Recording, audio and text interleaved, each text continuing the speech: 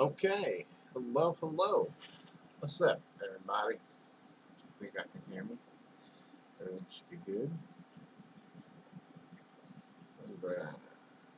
Give it a few minutes for people to come on in. Make sure my fan is on.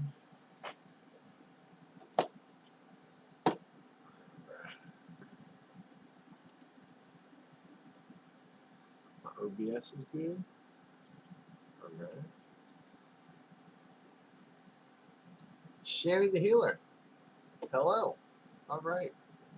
People are coming in. Alright. So as you guys see, the title today is Aliens. What's your thoughts? Here are mine. As you guys know, like I said, I collect a lot of evidence. The alien community, the UFO community, USO community. I'm kind of following it, have been for quite some time. And so I thought it would be interesting, now that I'm not in religion, to take a look back at what I've collected. Does it all fit together? We shall see. Now a lot of this probably won't get posted on YouTube, because if I believe correctly, my last video that I posted on YouTube with aliens didn't go very far. They took it down. So we'll try again. And I'm sure it had nothing to do with the religious part of it. It was probably a clip that I showed or something was too long. So right now I state the fair use claim, because there'll be parts of other people's videos in this video that I've collected from over time. A couple of them I am going to sponsor or promote or just put out there. So most of the content you guys see on my channel will be from either of these three people. One is a UFO specialist. He has a telescope and is like on point with everything when it comes to the moon, the sun, and other planets. Another one is a high priest from dark occultism. He's not in it anymore, but he's got a lot of good knowledge. Most of what I've been studying about natural law and things today, I'll put him down there. And then another one is an auditor. You guys are ones that stick up for your rights, whether it be the First Amendment, Second Amendment, Fifth Amendment. Go over to you people's channel and give them a like. Help get familiar with the audience of auditing. I don't know if they have channels over here. DLive is like new to me, so maybe if you go over there and mention it, they'll start making channels over here and get away from YouTube. But yeah, today we're going to talk about aliens. Do you believe in extraterrestrials? Do you believe in the paranormal? Things that you don't have an explanation for? I know there's a lot of people out there that just think that we're mortal people and we die. That's it. There's no strange other realm. There's no other species. We're going to take a look at some evidence today. Now, granted, some clips may be played with. I don't know. I don't know who put them out there, how long ago it was, or I just know that it was pretty fascinating, and if it was real, and when that's fucked up. CGI, that's what it is. I knew I'd remember it. Alright. So, what's up, Shammy? Shammy the Healer. Good title.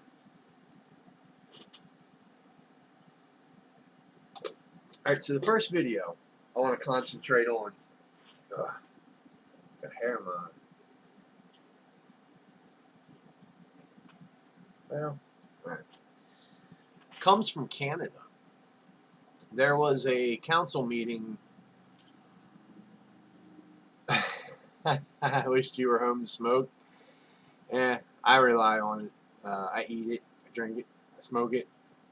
It's like a daily part of my diet. So that and kratom. This little miracle plant here as well. Kratom.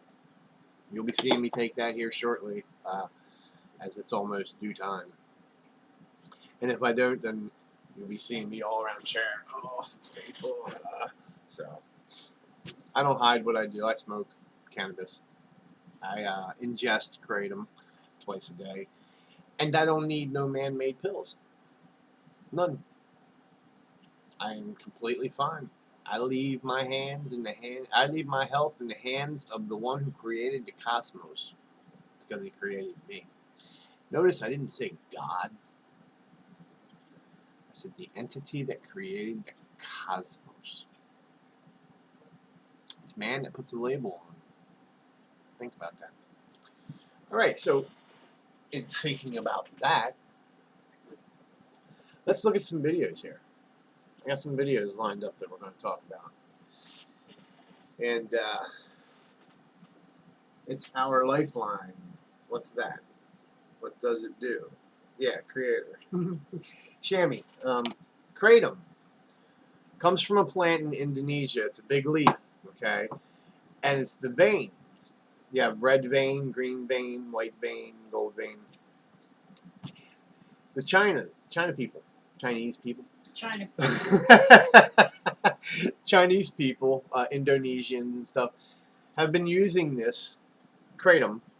The original name is Mitragynous picosea, and they have been using this for thousands and thousands of years for women that are giving birth, for just minor pain, major pain, upset stomach, a whole bunch of things. And even your cannabis. A lot of people, have never looked into the history of cannabis. But when you go back and look into the history of cannabis, I have to laugh at some of these religious people, because they just ignorantly spout out this propaganda, and it's not truth. It's just that, propaganda.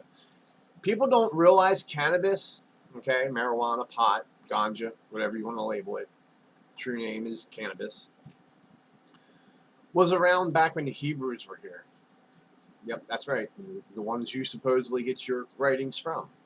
They were actually called Canaanites, okay? Way before you even get the Hebrews and all that. They were Canaanites, along with the Sumerians, along with Akkadians, all them. There was a trade route that went through there.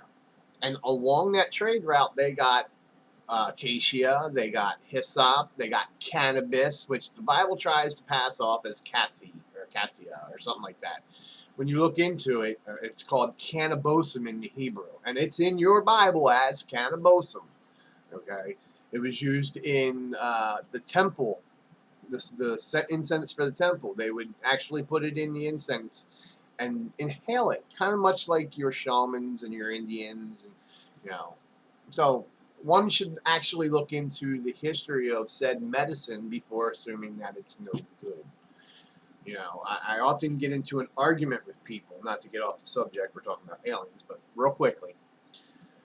I often get into arguments with people because they're like, oh, how can you do a drug? How can you let your children see you doing a drug? And it's like, wow, wait a minute, hold on. Stop for a minute and listen to what you're saying. You're sitting here telling me that I am ingesting a drug. Yet you go to the pharmacy every time you get sick and go buy what you call medicine, which is actually a drug. Let's get to the etymology of the word, okay? Medicine is exactly that. It's a plant. It comes from a plant form. Then they take it and they put it in a lab and mix a bunch of other chemicals to it and push it out as a pill or a liquid form. That is a drug. If you're taking a simple plant-based chemical, that is not a drug. That is a medicine. Any shaman, any voodoo, any practitioner of magic, Wiccan, anyone will tell you this is medicine. What you are buying, what you are paying for, and what is ultimately going to be the end of you is the drugs that you keep buying at the pharmacy.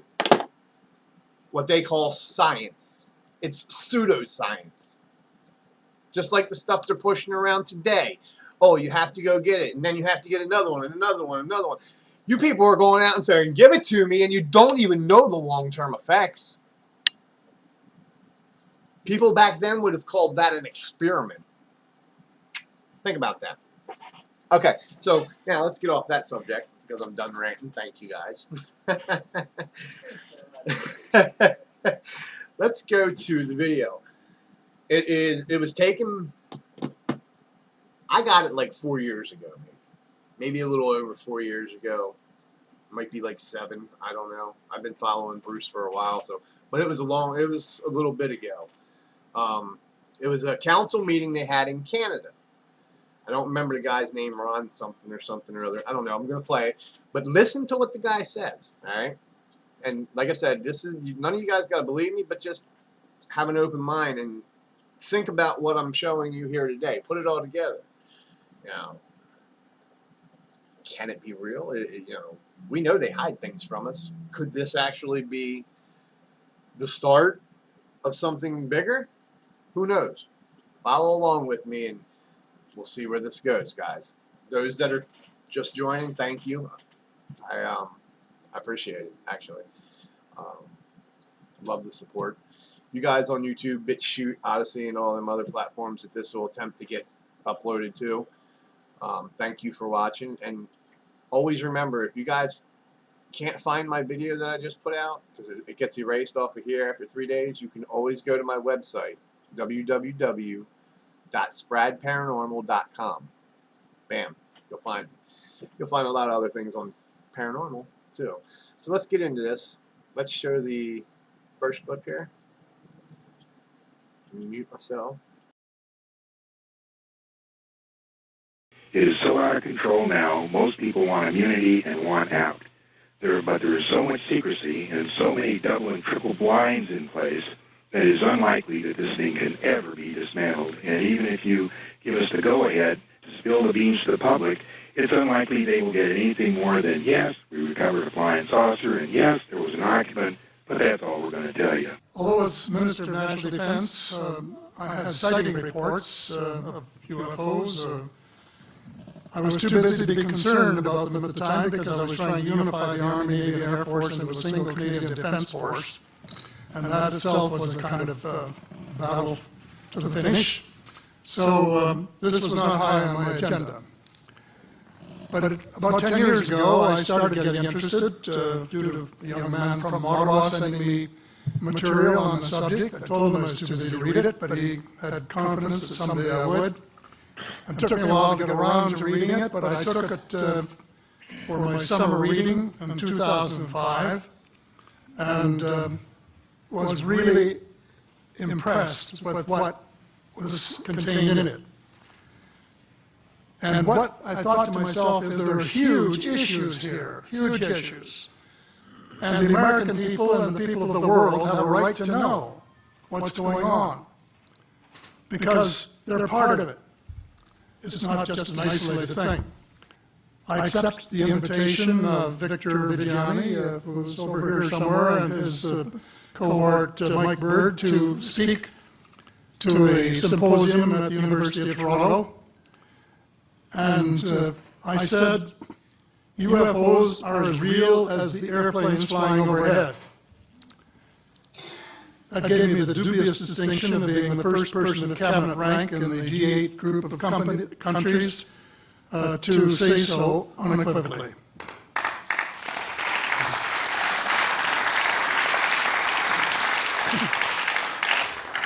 In the 1960s, sometime, there was a flotilla of UFOs headed south that crossed into NATO territory in Europe, and the Commander-in-Chief of the Supreme Allied Headquarters in Europe was naturally very shaken.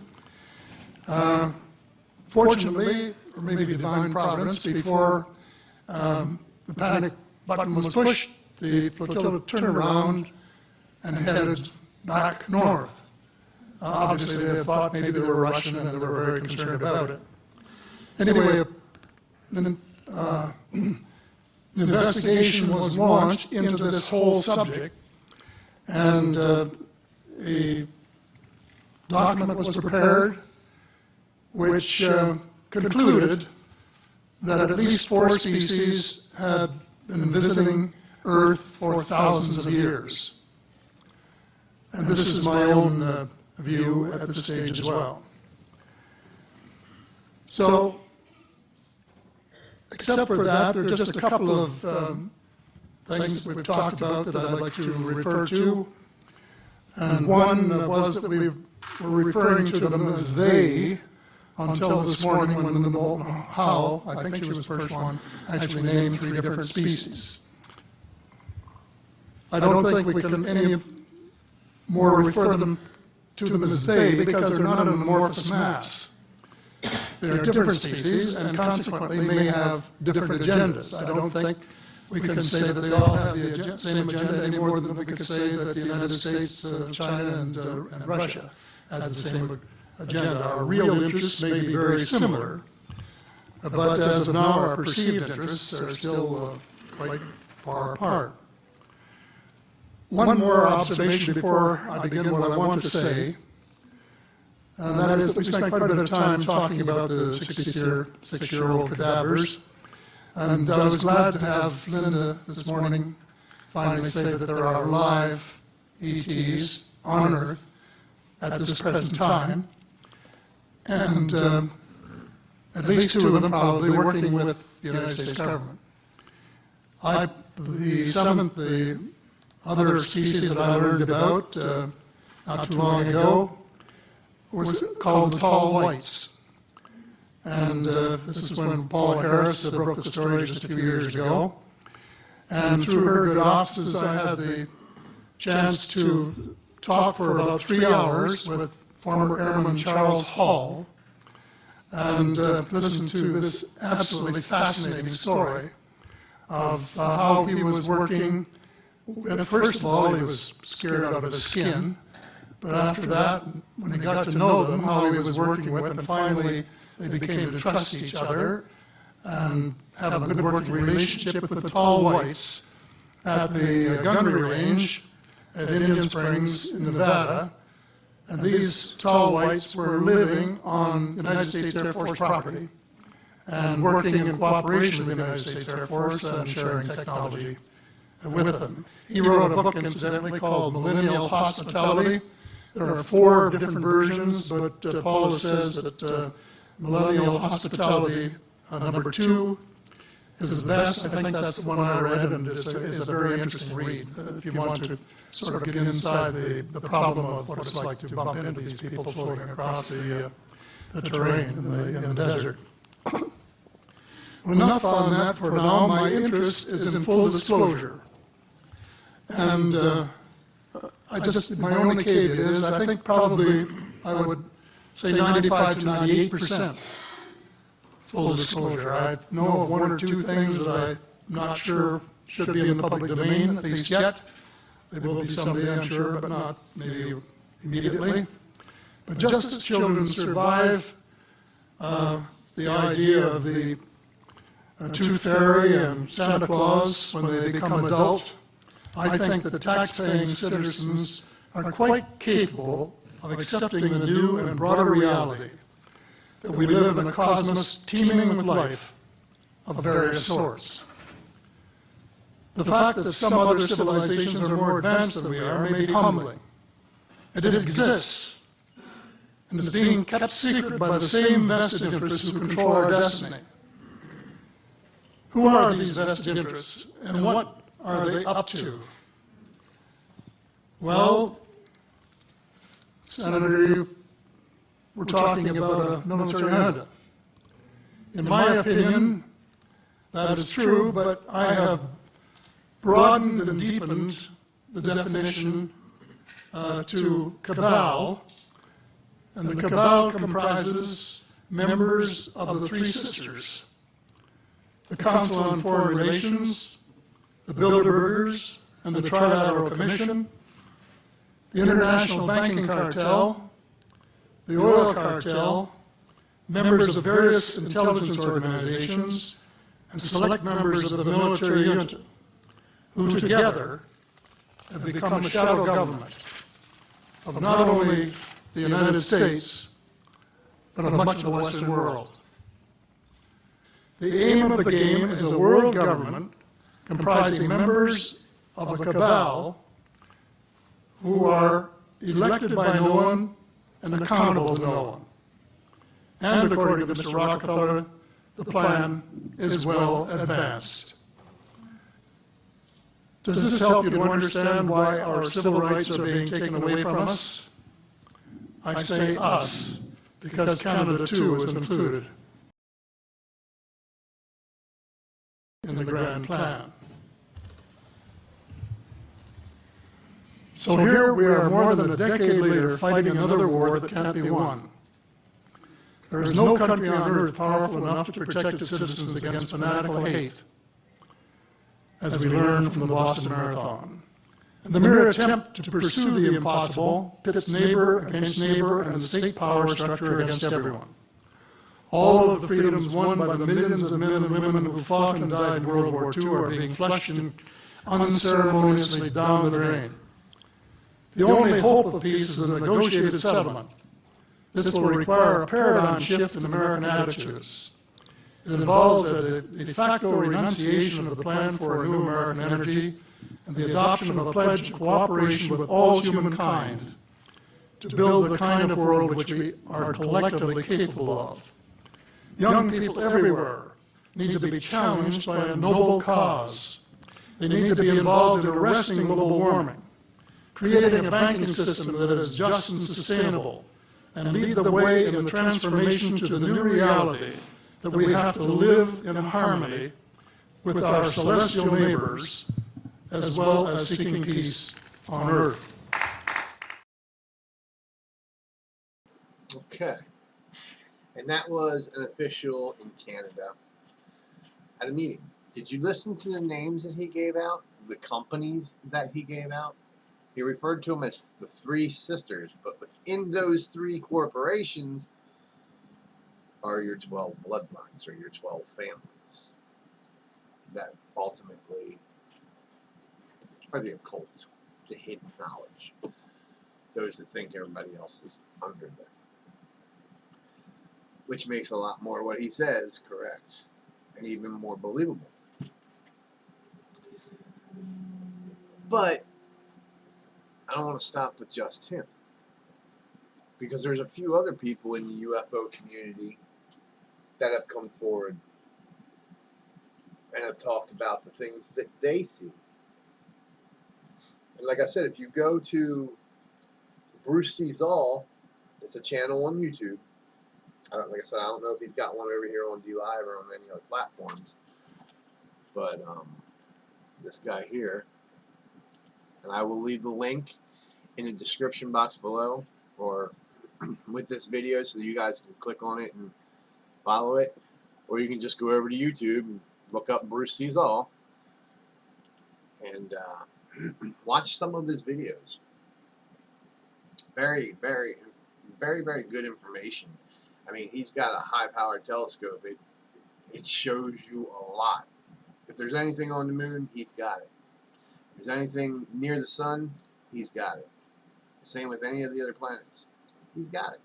He shows it, which is why his channel is being attacked, which is why part of what I'm doing here hopefully gets you guys over there to check him out and, help raise his spirits. Let him know he's, he's not doing it for nothing.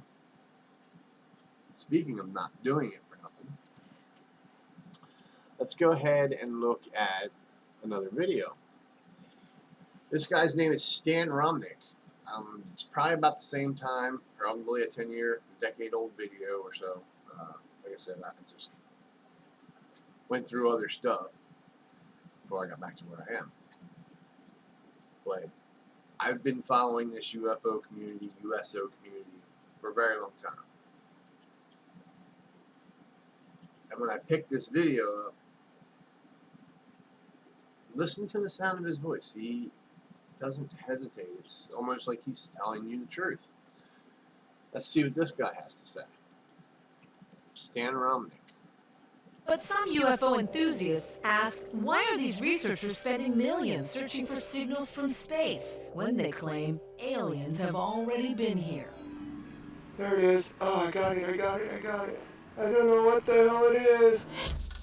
Unlike many of the experiencers we talked to who claim to have seen UFOs, And I looked out and there was this big red blinking UFO. or claim they were abducted, So it went over this way. It went southeast, basically. Stan Romanek's story may be the most incredible. What the hell is that thing? Not only does he capture his alleged sightings on video, Do you guys see it too?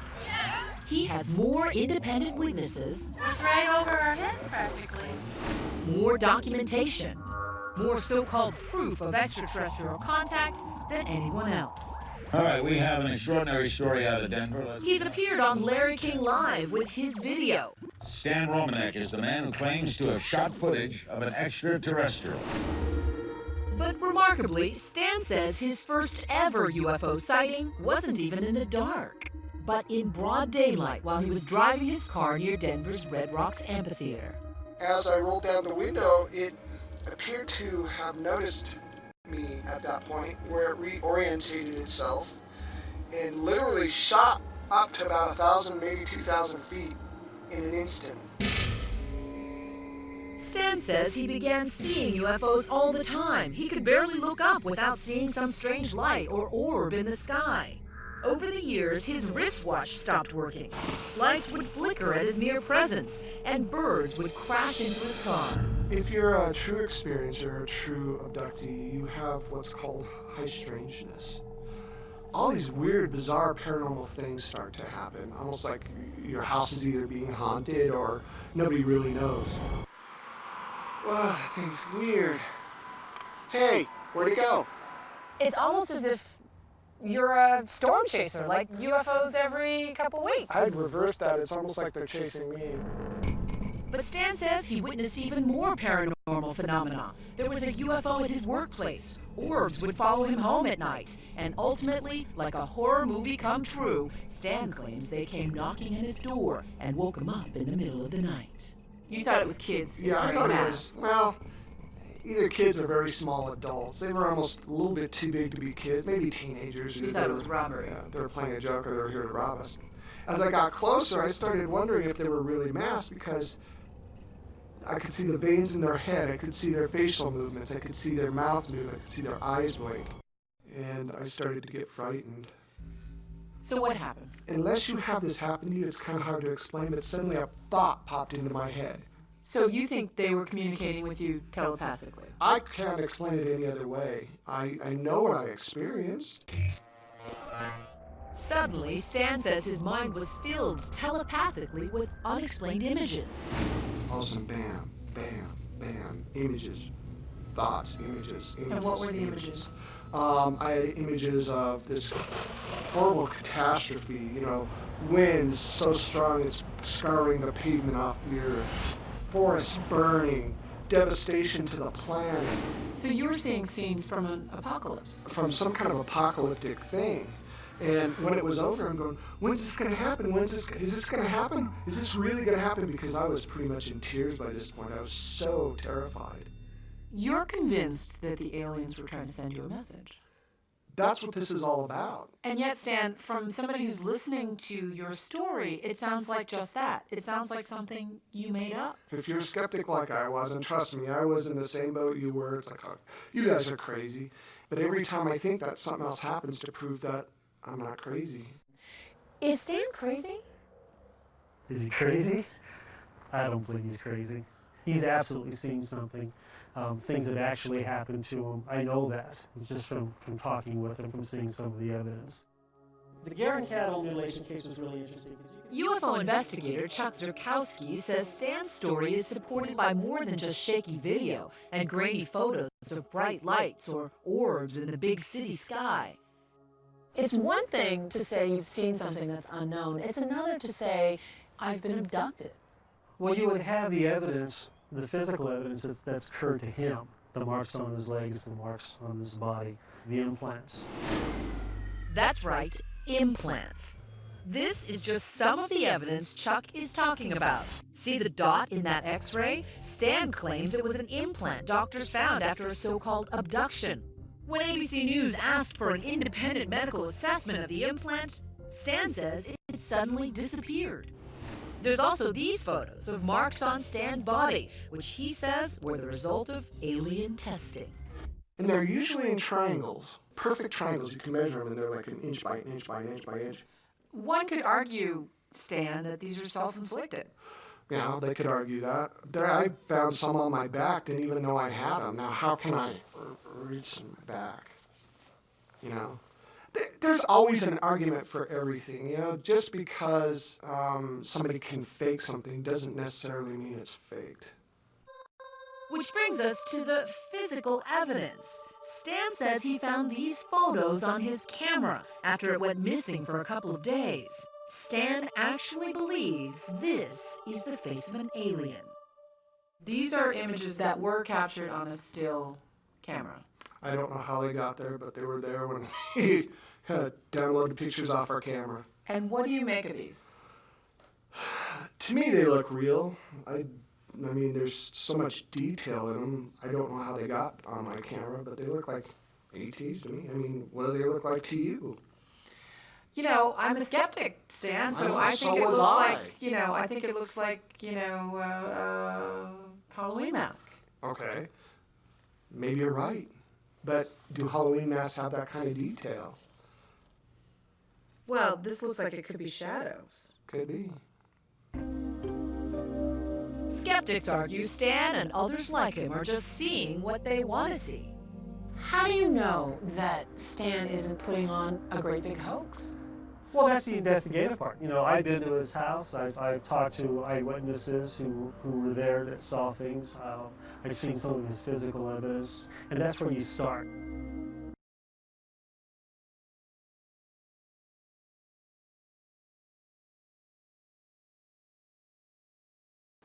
Okay. And so that was Stan Romanek. What are your thoughts on that, guys? Any thoughts? What are you thinking? Anything?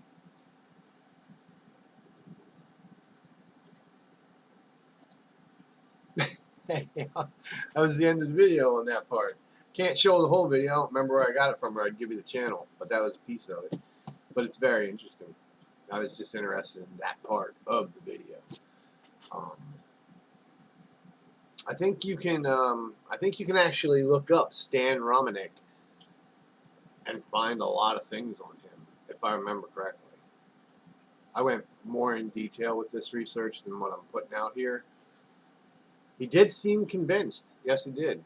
You know, and I mean, we weren't there. How can we call him a liar? It's his word against ours, right? But it makes for some very good evidence. Well, I mean, why would he want to lie? Let's really answer that question, you know. Because in the UFO community, it's a big thing. It's a moneymaker. And you do have a lot of people coming out making CGI videos, you know, all kinds of videos to make it feel like they were abducted or look like they, I mean, you got these people out there. Even if it's just so somebody gets an arousal or something, you know. There's big money in that. So when looking for said evidence, you've really got to look hard, you know, frame by frame almost, to see if it's been cut. You know, look around other sources to see if it's, you know, been put out somewhere else. Yeah, there's a lot of money in the UFO community. I mean, you got Area 51 and like them whole towns there that are big on aliens. But the truth is, what is an alien? It's just another entity that we don't know what it is. That's why it's alien. You know? And that's why I often ask the question, you know, many people believe in giants because of their Bible, right? Many people believe in ghosts, demons, angels, jinn, the devil, Satan.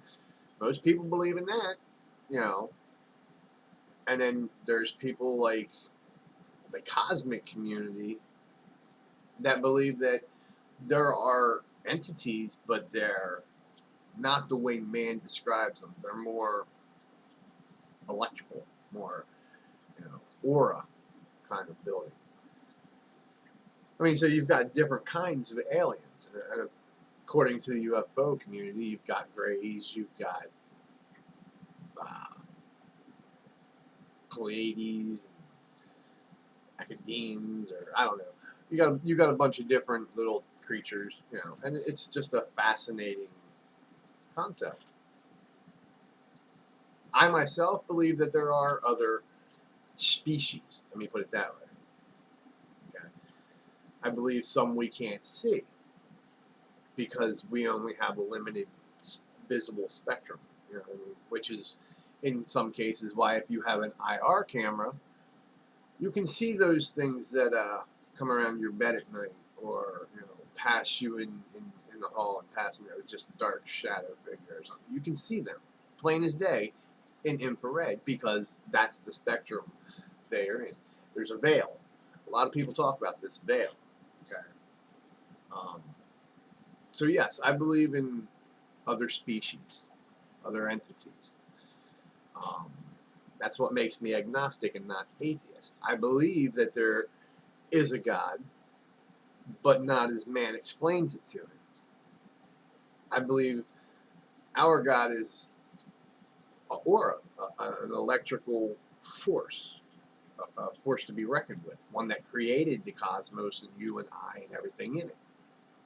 It's not a man. He doesn't look like a man. When he says, "Let us create us in our image," it's the image of the beat of the electrical pulse. That's the image. Again, that's my theory.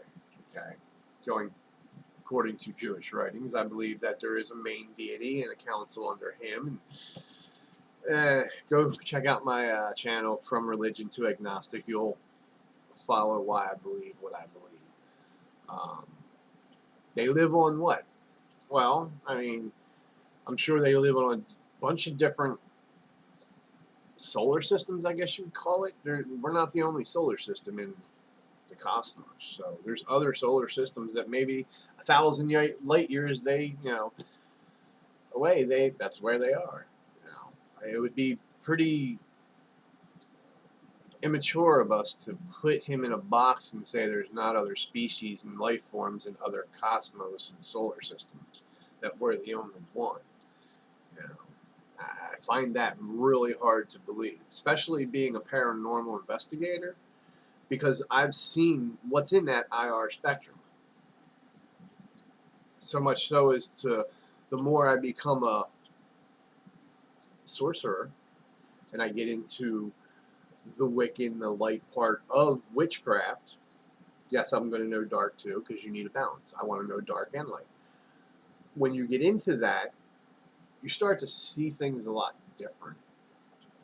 You start to understand that realm that people play with, yes, can be very dangerous. There's things in there that does not like humanity. They were never alive. They wish they were. But then you've also got lost, trapped things in that realm, including souls, people that just never went towards the light, never had prepared themselves to go on. They're still stuck and hanging on to mortal things here, like a jewelry box or a cabinet or something like that. That's my belief again. Not saying you have to believe, but that's kind of what I believe. And everything that I've studied, having a near-death experience, I would have to say that there's other life forms out there. There's life forms or entities that coerce in human goings on. They interfere sometimes. I have to say that because it's happened to me. And maybe someday I'll explain it all over again. But yes, let's look at, what are they doing here on Earth? Like, how long have they known that there's different entities, different beings, different species out there?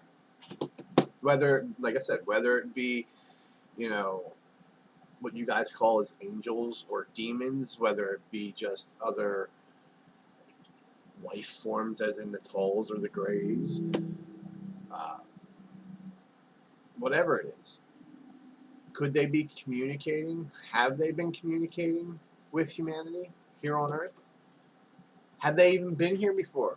Is this something that, you know, they've talked about in biblical times? Like, per se, Ezekiel, he's seen a wheel within a wheel.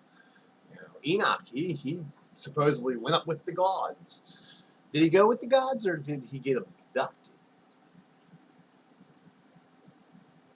Yeah, well, let's see. Let's see what the government's doing. It's not as if scientists haven't taken UFOs seriously.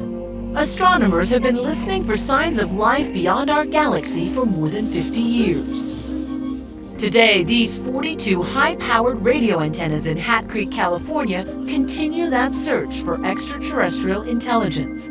It's called the SETI Institute.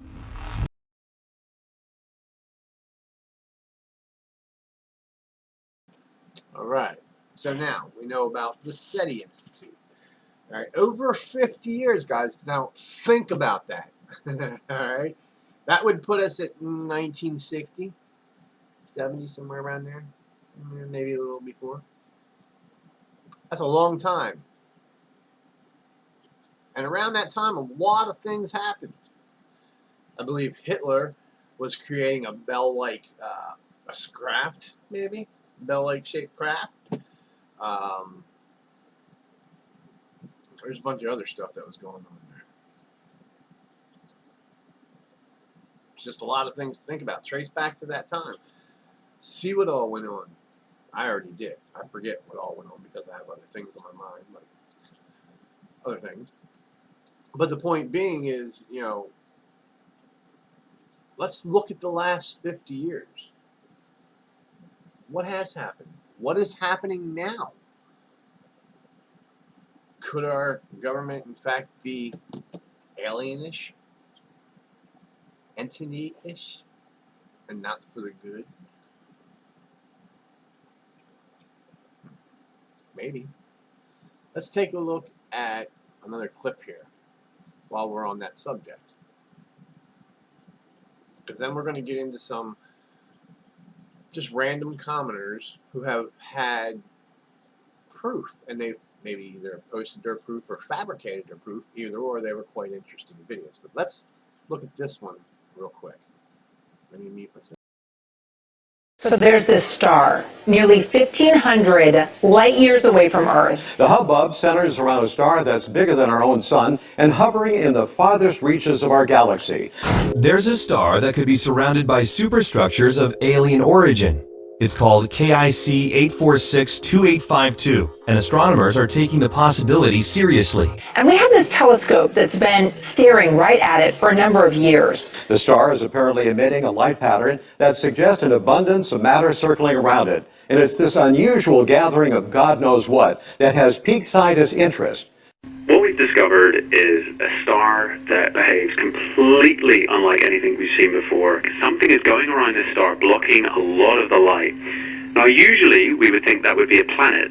So if this planet passes between us and that star, that would dim a little bit of the light, but we're talking like 1%. What we see now is as much as a fifth of all the starlight just gets blocked. But even more interesting is it's really random how much and how exactly when this block is occurring. We've never seen anything like it, and that's why we do astronomy, to see the unknown. Could it be an alien battle station like the famous Death Star in Star Wars? Or could it be one of the other myriad thousands of possible explanations for debris in outer space? For the purposes of this broadcast, we'll go with Death Star.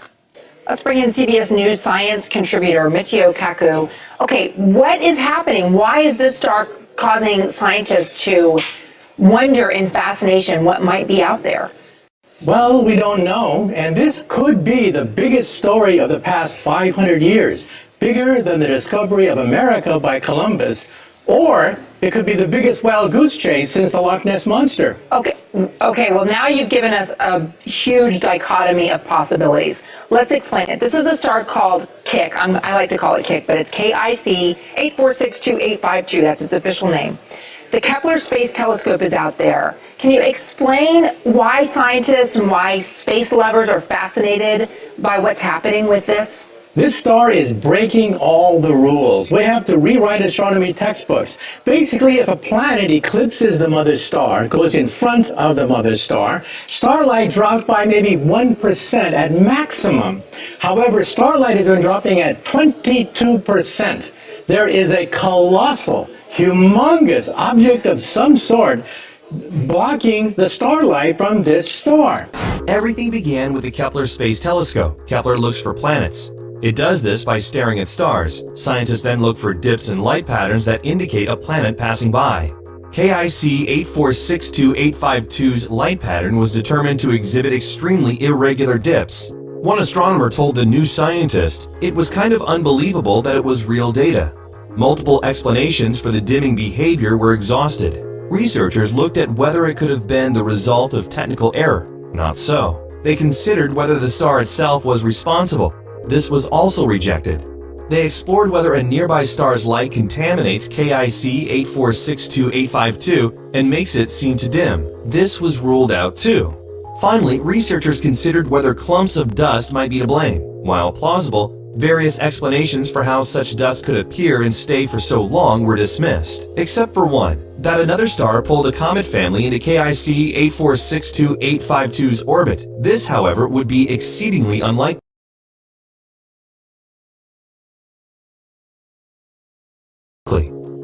The notion of alien superstructure. According to astronomer Jason Wright of Penn State University, the so-called alien megastructure is not all that surprising. Quote, alien should always be the last hypothesis you consider, but this looked like something you would expect an alien civilization to build, unquote. According to Discovery News, this hypothetical alien civilization may want to construct vast megastructures like supersized solar arrays in orbit around their host star that could be so big that they blot out a sizable fraction of starlight as they pass in front. Astronomer Jason Wright is working to actually explore it.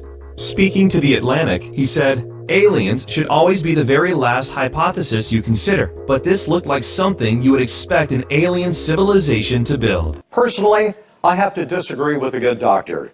I thought long and hard about what I'd expect an alien civilization to build, and it's not some hippie solar panels. I say they'd be fools not to build an exact replica of the United States, the greatest country in the galaxy, complete with our beautiful national parks, our high-class dining facilities, our 24-hour superstores, and the largest people in the entire universe. We're talking about what is called a Type 2 civilization that could build a gigantic sphere, perhaps bigger than Jupiter, to absorb starlight. And this, of course, is right out of science fiction, but here we are staring at it, and we have no logical explanation other than to assume that perhaps, just perhaps, it's made by a civilization a few thousand years more advanced than ours, like the Federation of Planets. Wait, does that put us back in like Cro-Magnon status? There won't be any berries in the fruit salad now, so we all lose. Well, compared to them, yes. We are what is called a Type 0 civilization. We get our energy from oil and coal. Type 1 would be like Buck Rogers, planetary civilization. This civilization is stellar. They can manipulate the energy of a star if it pans out. One of the more outlandish ideas, which is fun, and science is all about proposing hypotheses and testing it, which is that it could be a Dyson Sphere. Now, this is the natural extension of solar panels in space. You want to go collect as much sunlight as possible, so you build solar panels, giant solar panels all around your star, collecting the light and beaming it back, say, to your planet for use as energy. That would essentially be what we're seeing on this star. Random blocking of the light, huge mystery to anyone watching this star, but it could indicate the presence of a very advanced civilization. Okay, so I'm left baffled because they also spotted this star in 2009. This is October 2015. Why are we just talking about it now? Because as Carl Sagan said, remarkable claims require remarkable proof. If you're going to say that this discovery ranks with the discovery of America by Columbus, if it's on that kind of scale, you better be sure that it's not some kind of hoax or some kind of dust on the telescope. And if this potential hypothetical civilization is 1,000 years more advanced than we are, why haven't they made contact with us? Are we as human beings just not ready for that? Well, if you go down a country road and see an anthill, do you go down to the ants and say, I bring you trinkets, I bring you beads, I give you nuclear energy, take me to your ant queen? Or you have this politically incorrect urge to step on a few of them? Yeah, right. That's a very good point. It's equally as good as my theater metaphor. Mm-hmm. I like both. So why should they land on the White House lawn? We have nothing to offer them. If they can build an object bigger than Jupiter, I mean, we have nothing to offer them. Are we going to get answers in our lifetime about this? Well, next we're going to focus our radio telescope to see whether we can eavesdrop on their I Love Lucy. Maybe they too have, Leave It to Beaver and TV shows like that. So we're going to focus our radio efforts now on this star to see whether there's any regular radio emissions from that planet. Oh, it's so exciting. Mitchio, thank you so much for joining us. Yeah, my pleasure. All right. Another great channel on YouTube. I'll put the link also. I'll have to find it, but it's WTF on YouTube. Or you can go to the website, WTFfiles.com. Awesome site. Find some really good information there. Most of it's true. So, any thoughts so far? Let's see, we got a couple of viewers in here. Well, what's your thoughts on aliens? Do you believe? Do you not believe? Some compelling evidence we went over so far. Alright, so the next, let's see, 1, 2, I think I got 3 short videos here of actual people that have taken cell phone recordings. I don't think that has sound. There'll be no sound. But the video itself, yes, could be CGI. I don't know. It was a long time ago. But we'll take a look at them. Yeah, we can do that. Let's see here. Let's check this one out here.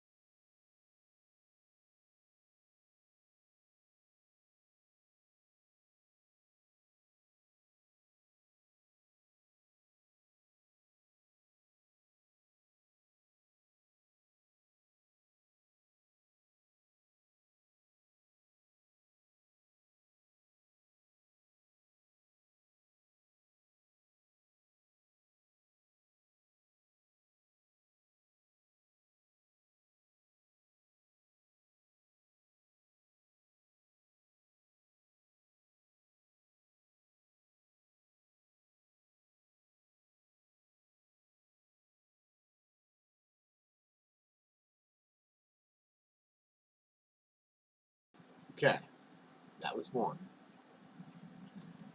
Before we go to the next one, as I was telling you, it's my kratom time. I was going to take kratom.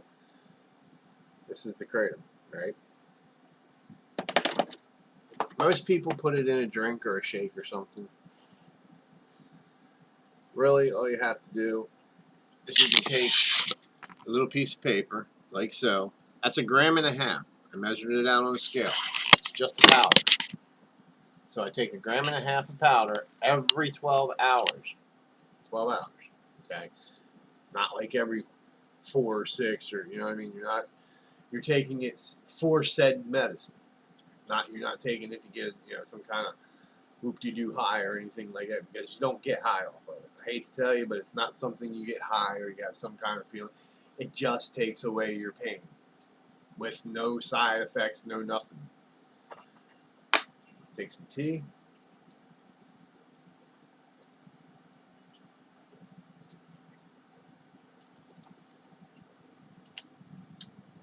And down the hatch. Tastes like anything else that's grinded up. And that's it. By the time the next video is over, I will be out of pain. As you see, I took a little bit of cannabis before we started. And that, you know, that helped. But I was working on 12 hours since taking it, and the pain was setting back in. So every 12 hours, twice a day. You go get pain pills or something, you're taking them, what, every 4 to 6 hours, and you don't know what they're doing to your body. Matter of fact, yeah, we do know what they're doing. They're killing your body. But anyway, like I said, every 12 hours, gram and a half, takes my pain away. It's that simple, folks. It's Mother Nature. She loves you too. All right. Like I said, I'm not like, you know, a pusher or a drug dealer. I am an advocate of natural medicine. I am a holistic doctor, you could say. I'm a healer, like Shammy the healer. I'm a shaman, more or less. Okay, I believe in holistic medicine. I believe in the earth. The earth can give back to us. We are created from the earth. Think about that. Okay, who better to heal us than Mother Nature? Where'd Mother Nature come from? The one and only Creator. I'm sorry, but I will put my life in His hands before I ever put my life into man's hands. They lied to me from the time I came into this world. What makes you think I'm going to trust them? No. I will trust Mother Nature. And I've been, honestly, guys, before we get on our next video, I was on drugs, I guess you could say, pain pills, for a little over 10 years. Until 2 years ago. 2 years ago, I suffered for a day or two to get all the oxy and stuff out of my system, but then I started taking kratom. And it's the best thing I could have ever did. 2 years later, like I said, I take a gram, and that's what I started at, a gram and a half. And still today, 2 years later, I'm at a gram and a half. It takes away my pain for 12 hours. So that's exactly right, Shammy the healer. Mothers are to nurture, not white coated freaks. Look, these guys they're pushing this stuff out, you know, their objective is one thing: money. Without a patient, they have no cure. Mother Nature don't care. She puts it out there. If you need it, you take it. But the witch's rule is you take every third. Leave some for the next. So, you know, unfortunately, we don't go pick it. We buy it. You know, but you can bet your sweet little ass if I had the room, I would grow my own. You know, I would grow my own medicine. Guys, like, what do you think they did before 18-something when them three-letter word corporations came out? They were going to medicine men and shaman, healers of the tribes. And that's who they were getting healed by. They weren't getting healed by the government. Look a little more into government. You'll be surprised. So, enough on that. That is natural medicine, brothers and sisters. Look into it. All right. The next video is another random person who recorded their, hi kitty kitty, recorded their happenings and put it out there. Like I said, these videos could be CGI. I don't know. I just found it curious. Like, you know, it was something that sparked my curiosity. Tylenol put me in the hospital with liver failure, yeah, after using it for a day and a half. Ooh. And again, that's because it's a drug. It's not a medicine. Ibuprofen gave me stage 2 kidney disease. What are you doing? You want to be on? You want to be on D Live too? Huh? Oh, you want to be on D Live too? Oh, but Dad, you gotta feed me. I did feed you. All right. That was Bella, the lovely Bella. All right, so yeah, the Tylenol gave the wife stage 3 kidney disease. No, Ibuprofen gave the wife stage 3 kidney disease. Guys, you know, I watched my dad's heart go from the size of his fist to 3 times the size of his fist while he was in the hospital. Like, even before I got into religion. Hi, Bella, are you back? Even before I got into religion, I was not wanting to take pharmaceuticals. Like I said, when you look into the etymology of the word, you know, it is a drug. Where your kratom and your cannabis and your natural plants like lavender and there's another one, aloe, like all kinds of beneficial plants out there that you could consume that'll heal you better than what they're giving you at the corner store. I'll stick by that till the day I die. That's just my firm belief. I'm witness. Like I said, I was on pain pills for 10.5 years, a little over 10 years. And for 2 years, I've been pharmaceutical free with just plant substance, nothing else. I have heart disease. I have scoliosis. I have a bone degenerative disc disease. Like, I have a lot of problems.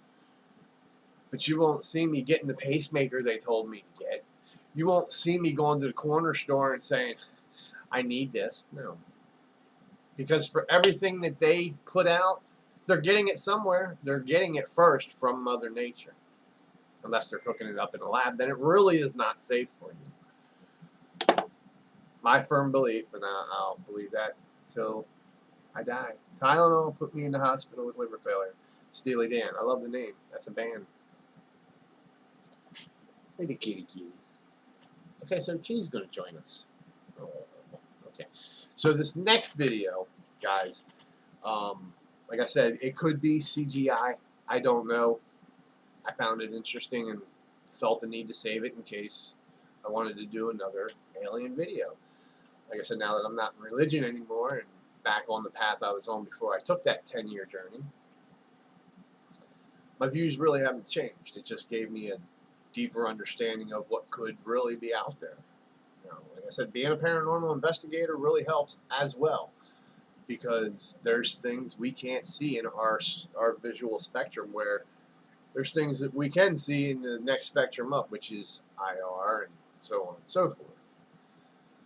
So when it comes to aliens and other things, I'm not quick to say no.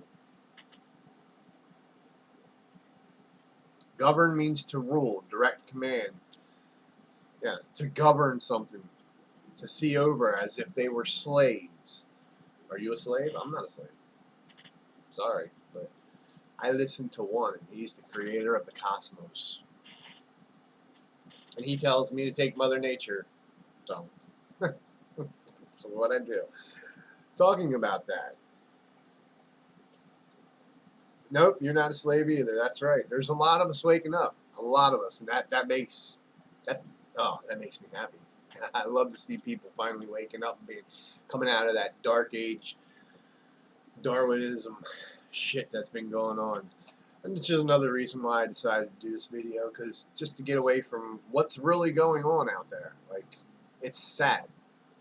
I mean, if you sit back and look at the 2020, 2021 situation, it's really, really sad.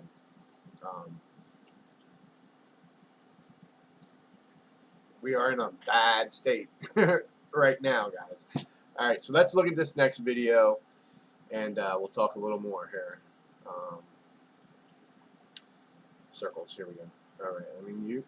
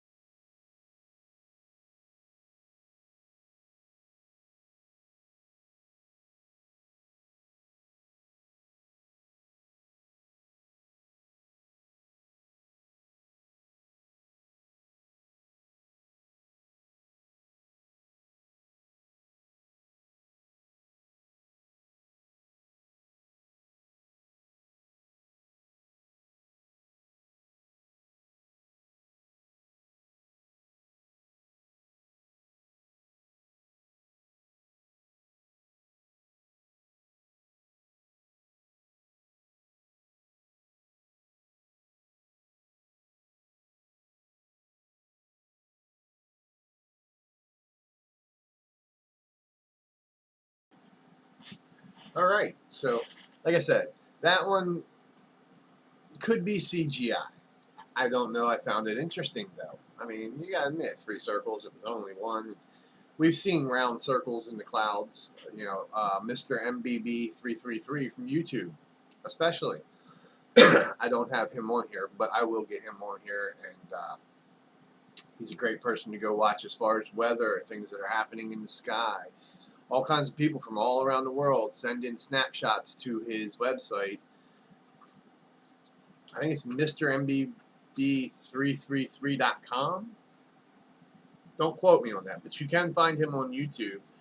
And like I said, he's no CGI. He's just as it is. You know, he reports on the weather, the things going on around the world, and just an all-around great channel. So keep in mind that that could be CGI. I'm not saying that's credible evidence, because it's not like the first video I showed where, you know, it was somebody in Canada on the community actually saying what he did and how he neglected it until now, and now he found it quite fascinating. This has been going on for quite some time, guys. I mean, quite a long time. 50 years, they say. I'm pretty sure I would have to disagree and say a little longer. So let's look at our third video. Let's look at our third video, and this will be another, it could be another CGI. I don't know. But however, it is fascinating.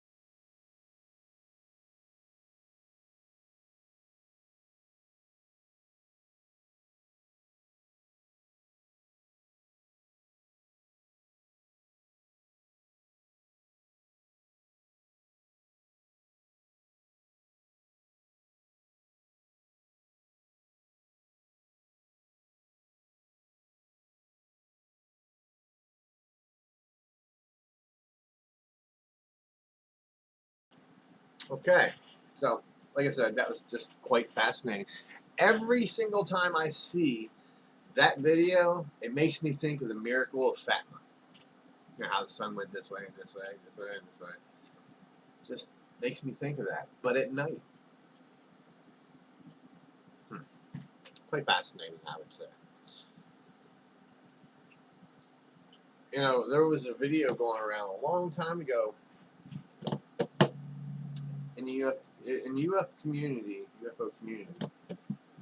Some people are familiar, many people are probably familiar with this. I found it quite fascinating. Really, when I got into studying the government and the happenings of the government, experiments they've done, I ran across this video about Val Valiant Thor. Have any of you heard of Mr. Val Valiant Thor around the time of Eisenhower? Eisenhower was said to even had a meeting with this alien. Let's see the video.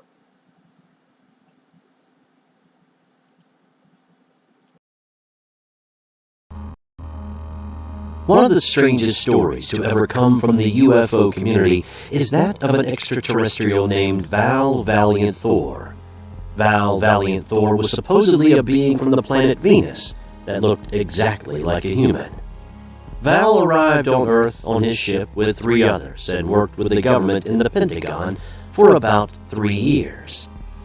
What makes this story so special is that there are a number of actual photos and sources verifying the existence of this event actually taking place. The initial story stems from Frank Strange's book, Stranger at the Pentagon, and is verified by the late whistleblower Phil Schneider, claiming the extraterrestrial Val worked with his father while in the military. Here is a clip of Phil Schneider giving details on Val Valiant Thor. This lecture was given right before Schneider's apparent suicide. Aliens, and they've been here helping us. In fact, I have a picture. Let me reach for it here.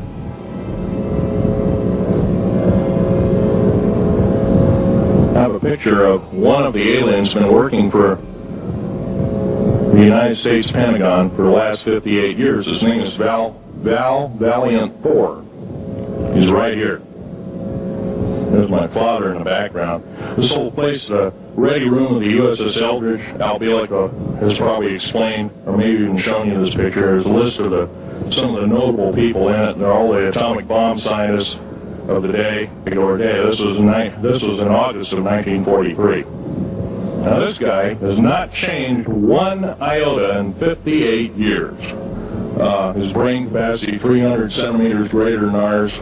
He has a thinking capacity, IQ, if you were to measure, it'd be totally off the scale, it'd be about a 1200 IQ. He speaks 100 languages fluently, alien as well as others. He's a remarkable person. I had a chance to meet him one time.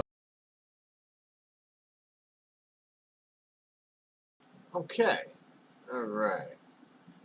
That's quite interesting, Shammy, that you just saw 111, because they say in tarot that 1111 means a light worker's call, meaning someone that needs to get out there and directly speak about the truth. One is significant in numbers to begin with. It needs to start. Always a starting place. So the fact that you saw 111,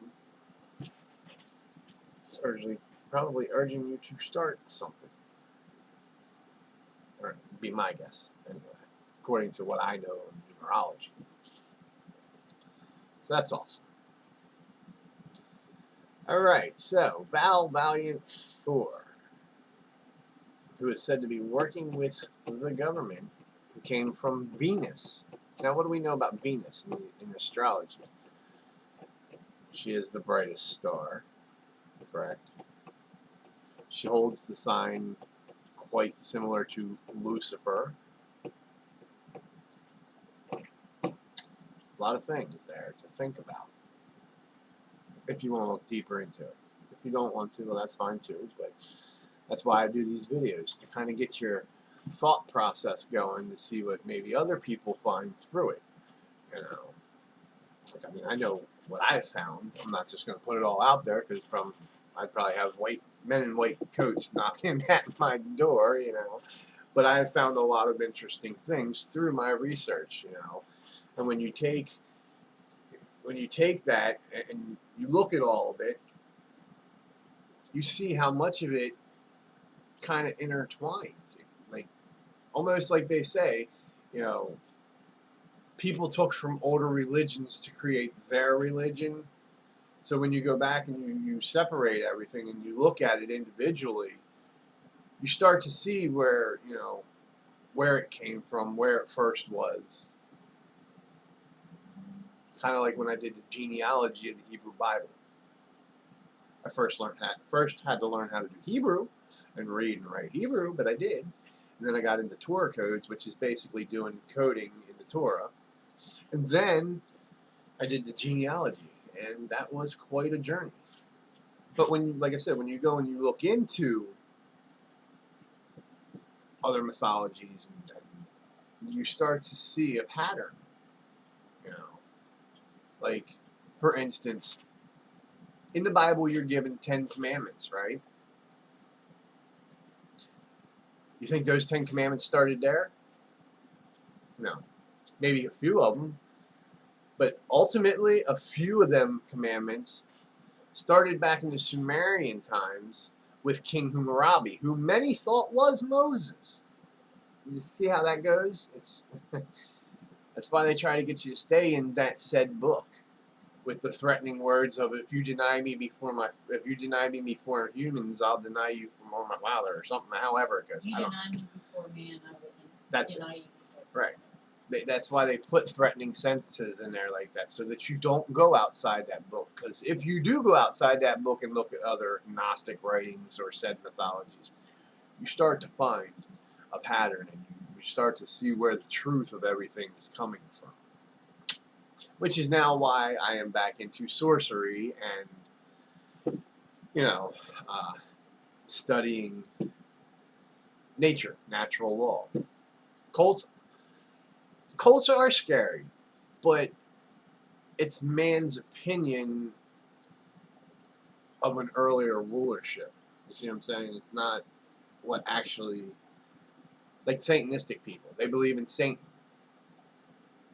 News for you, there's no Satan, there's no devil that runs around hell-bent on owning your soul. There's just not. That's a man-made, created theory. Now, I'm not going to say there's no Lucifer, because when you break down the word Lucifer etymologically, it just means Lucy, which means what does it mean? Let me think. Lux, which means light. Okay, and then you got Efer, which means inferno. So when you break it down, you've got the inferno light, or the light of the inferno, Lucifer. When you break the meanings down, empty threats, that's what they are. Exactly, Shammy.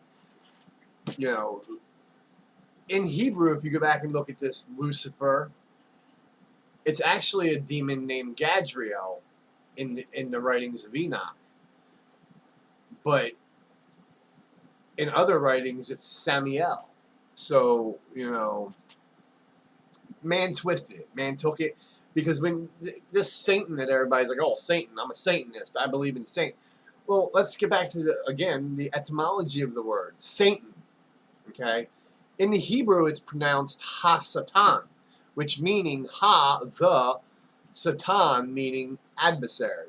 It's not talking about some red devil with a pitchfork out doomed for your soul. Sorry, guys, I hate to be the bearer of bad news. Again, this is what I've researched, this is what it is.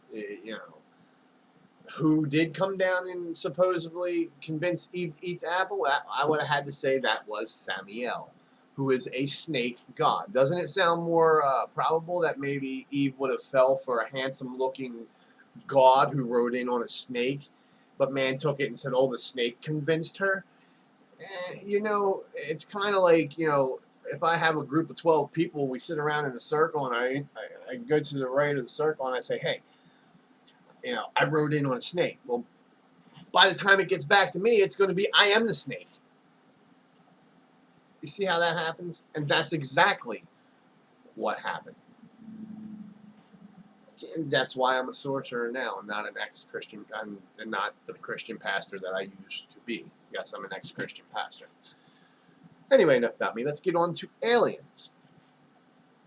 I talk a lot about Bruce and his channel, and I've got to say that when it comes to evidence, that's the channel I go to. That's one of the people, the main people that I joined, because he's got such credible evidence. There's no CGI.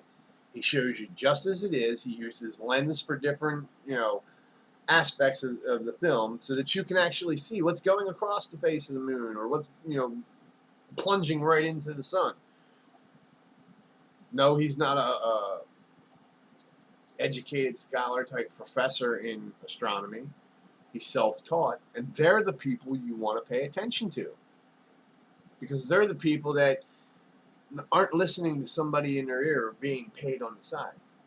They're finding this and putting it out there and hoping that you get as excited as they do. So again, I urge you to go see Bruce Sees All. This guy right here.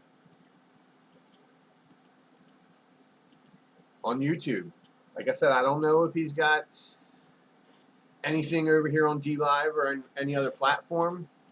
I know he's got his own website, I think it is. Pretty sure. Or he's got Patreon. One of them. But I'm a member of his YouTube channel, and here's an older video. This is probably 7, maybe 8 years old, somewhere around there. But it's got some good evidence in it. So let's take a look at this. Bruce right here. Unknown creatures or some type of object spraying smoke, lights in the cluster following themselves over the surface in every direction, and over top, Copernicus sidewall crater, something exiting it. A video online from the YouTube channel Video from Space has over 8 million views on a supposed asteroid crashing to the surface. I'm going to show you the exact footage I have, which is the same as the video they're posting from NASA, and they're declaring it as being a 56,000 mile an hour object. It could be, but if it is, I caught the exact same thing. But the problem is the light keeps appearing in the same area. Yup. I never get to check other channels, but here it is, guys. Here's the proof. And this is what NASA says is a 56,000 kilometer an hour asteroid hitting the moon. Well, their video footage, but mine is the exact same thing. It's black here instead of being illuminated because I changed it into X-ray. So what's going on is these objects are on the surface appearing under a cloud or a haze. There it is. You could just see it clear as day. Okay? And that is a huge blast of light, but I don't know if it's an asteroid, because if it is, I didn't see it go through the clouds. I just saw it appear under the clouds, like these spots often do. Proof is there. We're getting an amazing chance of seeing truth of exactly what is going on up on the surface of the moon.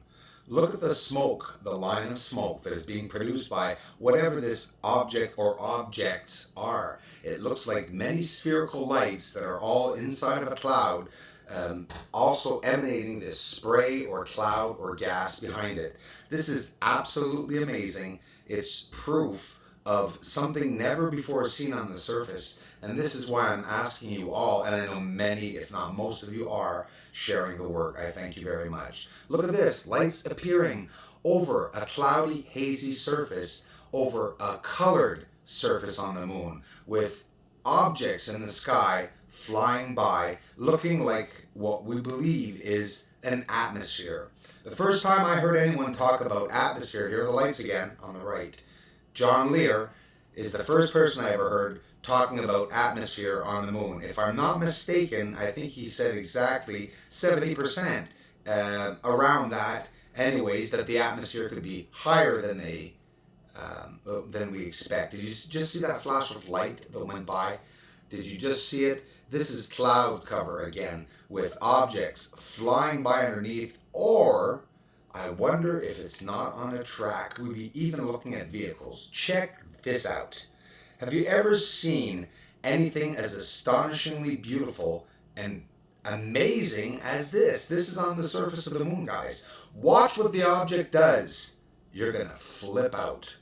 For those of you who haven't seen this, these are one of many types of objects on the surface of the moon that I'm getting with my big telescope. Look at the yellowish glow of either gas or light, very fluorescent, that appears on the surface inside of this cloud with other objects inside. These could be storms, it could be biological creatures, it could be anything. Are we looking at photons, gravitational waves, storms? So seriously, Video from Space YouTube channel. I mean, hey, I'm not saying anything about this channel. I'm gonna get a bunch of people saying, what are you talking about the channel for? I saw a video that this is what they showed. Exactly that spot that appeared that you just saw. And, you know, NASA says it's a 56,000 kilometer an hour object crashing on the surface of the moon and lighting up. This is the exact replica of that video. And it's the exact same thing that we're seeing, this square light on the surface. But the problem is this light keeps coming back, and I see it continuously flickering. So on my end, it ain't an asteroid, it's an object on the surface. We're looking at possible tower guidance lights on the surface. These lights, when you slow down the footage, we can see the oscillation of the craters. They almost look like they are all blinking simultaneously together, like landing lights or towers indicating where to go and where to land, like air traffic. The support that this channel is getting is absolutely incredible, and yes, we all agree that we should be a lot more than we are right now, but you know what? The community that we have here are actually real people. Yep. And the comments are pretty incredible. I keep mentioning it, and I can't say it enough, that for me, listen, you know, you go through a hard time in life sometimes, and then you're flooded by all these comments that people leave you, and it's just absolutely incredible to know that there are that many loving people out there. Where are we? We're in Mare Nectaris, just over top there. It looks like Bessel Crater and Mare Serenitatis. Don't they look similar to the Mares? Well, these are three amazing craters. Theophilus, there's Cyrillus, and Katharina, Katharina, on the right. These three craters, we're going to zoom in really close in slow close-up detail and look at all the corridors leaving the craters, especially Theophilus. We're seeing it now for the first time. Listen, guys, look up on Wikipedia Theophilus crater and look at the mind-boggling freaking base that is right beside it. I don't know what the hell it is, but it's not what they say it is. Go take a look at it. And now we're going to see, well, you're already seeing it inside of the footage, that the lunar surface actually does have a lot of surface color. Everywhere, the whole surface is filled with colors. We are seeing a gray moon could be due to several reasons. Do you notice how all the structures look like they're binding or mended together? It's the cloud cover or smoke that's over top, or atmosphere, or whatever it may be, hovering over top of the structures, leaving us believing that, you know, giving us sometimes structures that have rounded edges, not so straight or 90-degree angle, like, you know. Well, look at the colors, especially the middle crater here, Cyrillus. Look at the greens and purples. It's all there. It's all proof.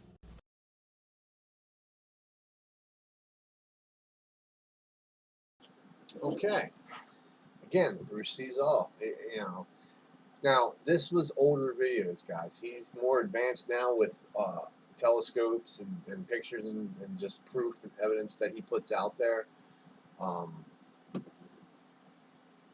But I have another video from, I gotta say, like maybe 7 years ago or so. It's an older video, but again, it has good proof.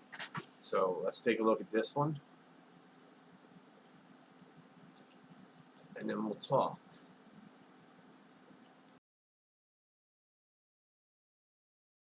This is footage from the 29th of July. This is Mare Crisium, the Crisium Basin. We can see as we're going downwards, we're going to pan into a UFO. Look how you see a blur or fuzz or haze, but you see how the telescope is not at the end of its zoom? That means there's a smoke or cloud cover on the surface. Check it out. Here's a UFO again. We can even see what looks like its shadow on the surface. And that's if it's not two objects, just at the bottom of Mare Crisium. If we continue on downwards, below Mare Crisium, as we're descending downwards, we could see what looks like a haze of several colors. Could be gases too, or just emanating colors in the sky, but we can see it. Looks like an atmosphere, and we can see blues and especially many purples as we're going downwards. Now let's go back to the Aristarchus UFO footage. We're going to find the UFO further ahead. There we go, meaning further ahead in the footage. There it is. It's coming down. It's coming down. It's going in a straight path. It's going to cross right across the white crater of Aristarchus and then go off. Hard for some to believe, but let's go back in the exact same footage. But now let's zoom in twice as much, but put it in X-ray to stop the blur, and look. UFO on the surface, even smaller or even more pressed up against the surface than the other one I just showed you. Those smart enough will understand that if there were cars on highways on the surface, because of what we are just starting to see now, it could be that we're not close enough yet to break through the veil to see those cars. Hypothetically speaking, if there were cars. Maybe they're not. But if there are, they're under the clouds, they're under the veil, the atmosphere, and they're hard to reach. Now we're going to see some amazing footage. Did you enjoy the colors? Isn't that incredible? It looks like an atmosphere. Check it out. UFOs. Recent footage, July 29th, at the bottom, south side of Mare Crisium Basin. We're seeing them all over the place. Get your eyes ready. I'm shooting arrows everywhere, I know it, but I'm just trying to show you guys. I mean, I don't need the arrows. I can see them very well in the footage. Very, very well. But some people need to be able to see them, right? But once you see them, you can't unsee them. All right, as I just keep looking at the arrows, things are about to get really crazy. And this is not easy to show. It was not easy to find these objects. And I don't mean to bust the bubble of those who think this is space debris. Don't rule it out as space debris. Because the space debris that's over Earth, does it cause shadows on our surface? No. And we're seeing some of these objects, if not all of them, having shadows on the surface showing up. That means that these objects are massive and or very pressed close up to the surface. Now we're going to Siberia. Actually, we're not going to Siberia, but it sure looks like some bases I've seen in Siberia, you know, in cold regions, and the way they're all connected to themselves, climates that are very, very cold. Look what we're looking at. Impossible that this symmetrical square is, look at the edge. This is in Sinus Iridum. This is amazing proof of the surface and how the bases are all connected to each other on the surface. It could even be a closed environment, a closed atmosphere, you know, everything compressed inside of a chamber. The moon is so Mayan-like, right? I mean, if Mayans, if they had been taken onto spaceships and sent to the moon and dropped off, I think this is what they would have built, right? Well, it's funny, but it really does look like Mayan civilizations also, as futuristic as I see it too. I really see both ways in all of this. So we have so much proof now that the lunar surface could be actively visited. So it's not something I'm making up. Look at this beautiful surface, and this is what I believe is a base and or a closed environment. You know, just, this is staggeringly huge. It could be a closed environment with everything sealed, but that's if there's no atmosphere. If there is an atmosphere, well, hey, they're walking around down there, but the optical problem with the telescope is that I can see anything from about a mile in size, and I'm taking a guess. So anything as big as a cat or a mouse, I highly doubt that with my telescope I'll be able to see it. I'm being realistic. These are UFOs that are all over the surface of the moon. During May, June, July of 2018, I've proved over and over every moon phase that the lunar surface does hold active, unknown objects. They're moving around. Now let's go through this. We just saw Aristarchus. This is Copernicus crater. So those are two common craters. This is Theophilus crater, right beside Cyrillus and Katharina. And here's a second one going over Theophilus crater, a UFO. So this is more proof. And these are common craters. This is what I'm trying to make you guys understand. These are super common craters that everyone talks about. If you have UFO footage, clips, or videos that you own the copyrights to that you'd like to have seen in a video on my channel, please send your videos to Bruce Swartz, 75acommercial@gmail.com.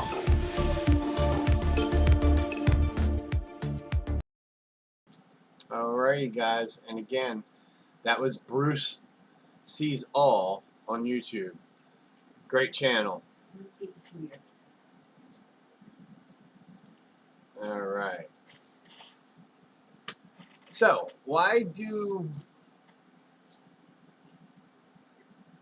with all this information out there, why do most of us just not look into it? Because there's so much disinformation out there, probably, huh? And there's a lot of disinformation out there, and it takes a lot of time to dig through and find the truth. But when you come across a channel like that, and Mary Hall, and there's a few other ones. There's I think it's UFO Undisclosed, UFO Seekers. Like there's a good amount of channels out there that are touching on UFOs. You know, and even our past president mentioned about UFOs. Is it because there's too much evidence out there? Importantly, I'm hereby directing the Department of Defense and Pentagon to immediately begin the process necessary to establish a Space Force as the 6th branch of the armed forces. That's a big statement. We are going to have the Air Force and we are going to have the Space Force, separate but equal. It is going to be something so important. General Dunford, if you would carry that assignment out, I would be very greatly honored also. Where's General Dunford? General? Got it? Let's go get it, General. It may be lies, but why would he come public and say, let's have a Space Force? What are we, space jamming? Or is there really something out there? Is that why they're making chemtrails? So we can't see the sun? So we can't see what's in the sky? There's a lot more to it. I mean, a lot more to it. When you start looking into, you know, things like NASA strikes the moon, worked, mission officials say. NASA's strike on the moon worked, mission officials say.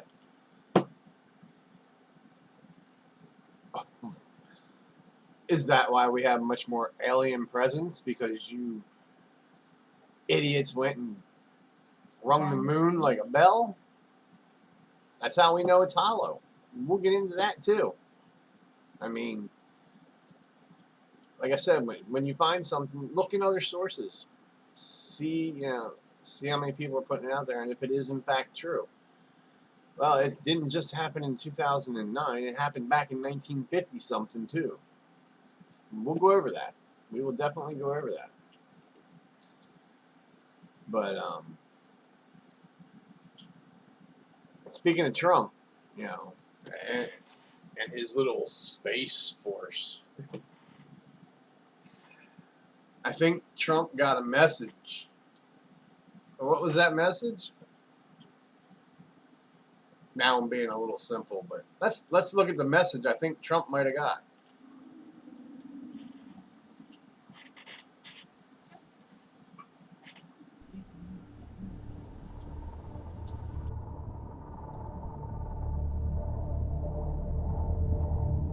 Greetings. This is a small transmission of the local galactic government, part of the wider Commonwealth of 13 galactic clusters. You can refer to us in one word. Andromedians. You may have heard of us from other sources, but allow us to establish one critical fact. During a galactic uprising that brought great destruction in 1/3 of this galaxy, certain groups of our Commonwealth joined forces with the Rebel Alliance.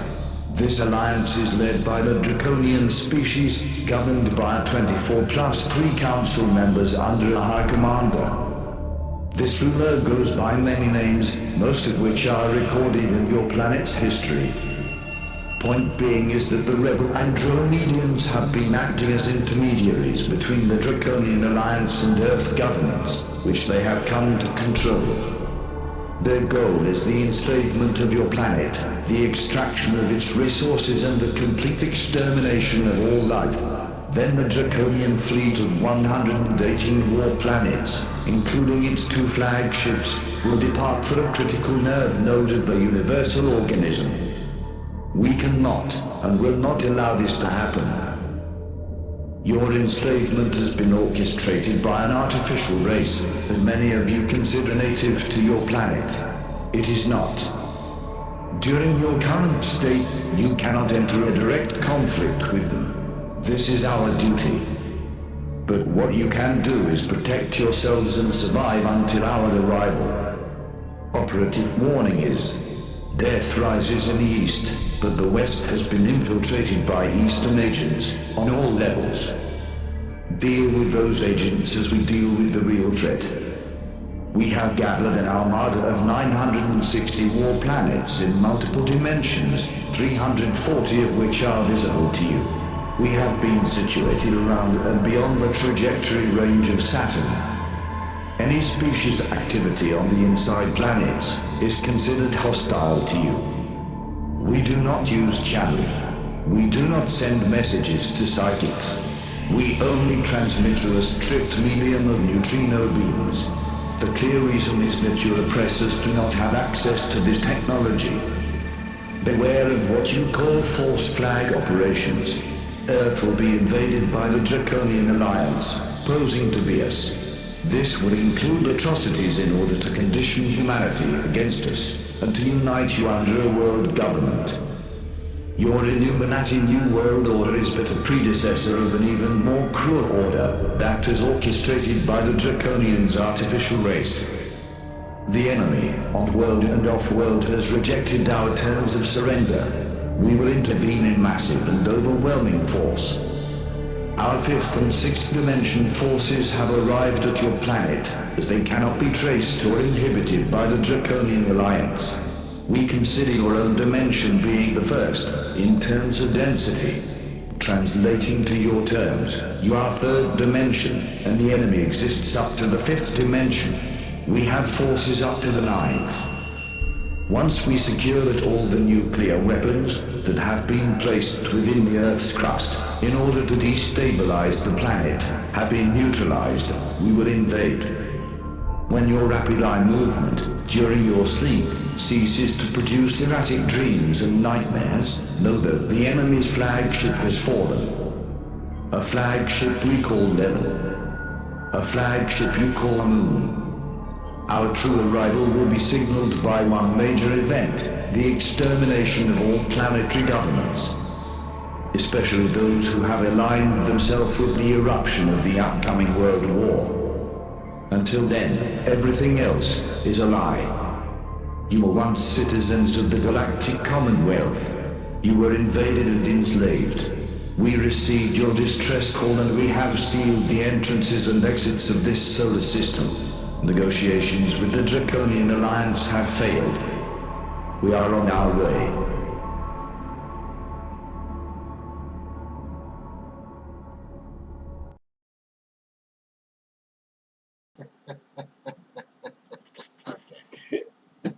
But really, what did happen?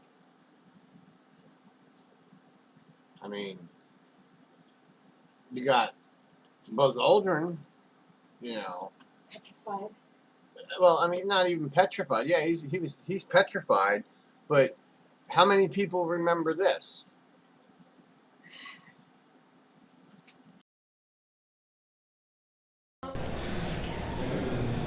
Why has nobody been to the moon in such a long time?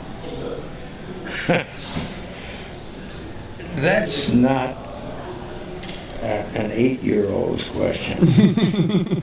That's my question. I want to know, but I think I know. Because we didn't go there, and that's the way it happened. But we didn't go there.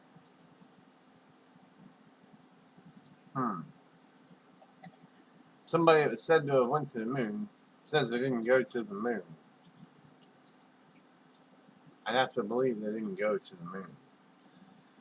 But I also have to believe they bombed the moon. Yeah, I gotta believe they bombed the moon. I don't think they went there, per se, but I think they bombed it more than once. You know, they've been doing government experiments forever. Let's take a look at one. shall we? And then we get the hollow moon. This is what I'm saying, and others have said, is that it's a hollowed out planetoid. In November 1969, the moon was hit by a lunar module to the equivalent of 1 ton of TNT. The shock waves built up, and NASA scientists said the moon rang like a bell. Maurice Ewing, a co-director of the seismic experiment, told the news conference, "As for the meaning of it, I'd rather not make an interpretation right now, but it is as though someone had struck a bell, say in the belfry of a church, a single blow, and found that the reverberation from it continued for 30 minutes. It got a bigger smack eventually, which I'll come to. Frank Press from the Massachusetts Institute of Technology, MIT, said that for a rather small impact to produce an effect that lasted for 30 minutes was quite beyond the range of our experience. This is a guy called Gordon MacDonald. He said in the early 1960s, it would seem that the moon is more like a hollow than a homogeneous sphere. And this guy from MIT said the lunar orbiter experiments had vastly improved knowledge of the moon's gravitational field and indicated the frightening possibility that the moon might be hollow. Now we'll come to this bigger whack. A launch vehicle struck the moon with the equivalent of 11 tons of TNT, and NASA scientists said the moon reacted like a gong and continued to vibrate for 3 hours and 20 minutes to a depth of up to 25 miles. Ken Johnson, a supervisor of the Data and Photo Control Department during the Apollo missions, told Who Built the Moon author Alan Butler that the moon not only rang like a bell, but the whole moon wobbled in such a precise way that it was almost as though it had gigantic hydraulic damper struts inside it. These two Russian scientists from the Soviet Academy of Scientists wrote an article in 1970 in Sputnik magazine in Russia headed, "Is the Moon the Creation of an Alien Intelligence?" And all these years later, it indicates to the fact that they were right. What they point out, and others point out, is the outer surface of the moon is extremely hard and contains minerals like titanium. Moon rocks have been found to contain processed metals, including brass and mica, and the elements uranium-236 and neptunium-237 that have never been found to occur naturally. Uranium-236 is a long-lived radioactive nuclear waste and is found in spent nuclear fuel and reprocessed uranium. Neptunium-237 is a radioactive metallic element and a byproduct of nuclear reactors and the production of plutonium. Some lunar rocks have been found to contain 10 times more titanium than titanium-rich rocks on Earth. Titanium is used in supersonic jets, deep-diving submarines, and spacecraft. Dr. Harold Urey, the winner of the Nobel Prize for Chemistry, said he was terribly puzzled by the rocks from the moon and in particular their titanium content. He said the samples were mind-blowers and that he could not account for the titanium.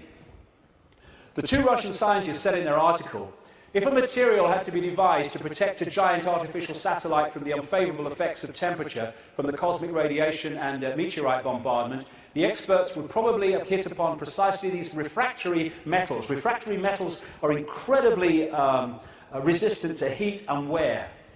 In that case, is it not clear why lunar rock is such an extraordinarily poor heat conductor, a factor which so amazed the astronauts? Wasn't that what the designers of this super Sputnik of the Earth were after?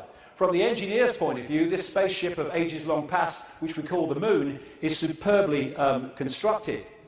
They say it's a hollowed-out planetoid, and they say if you're going to launch an artificial Sputnik, then it is advisable to make it hollow.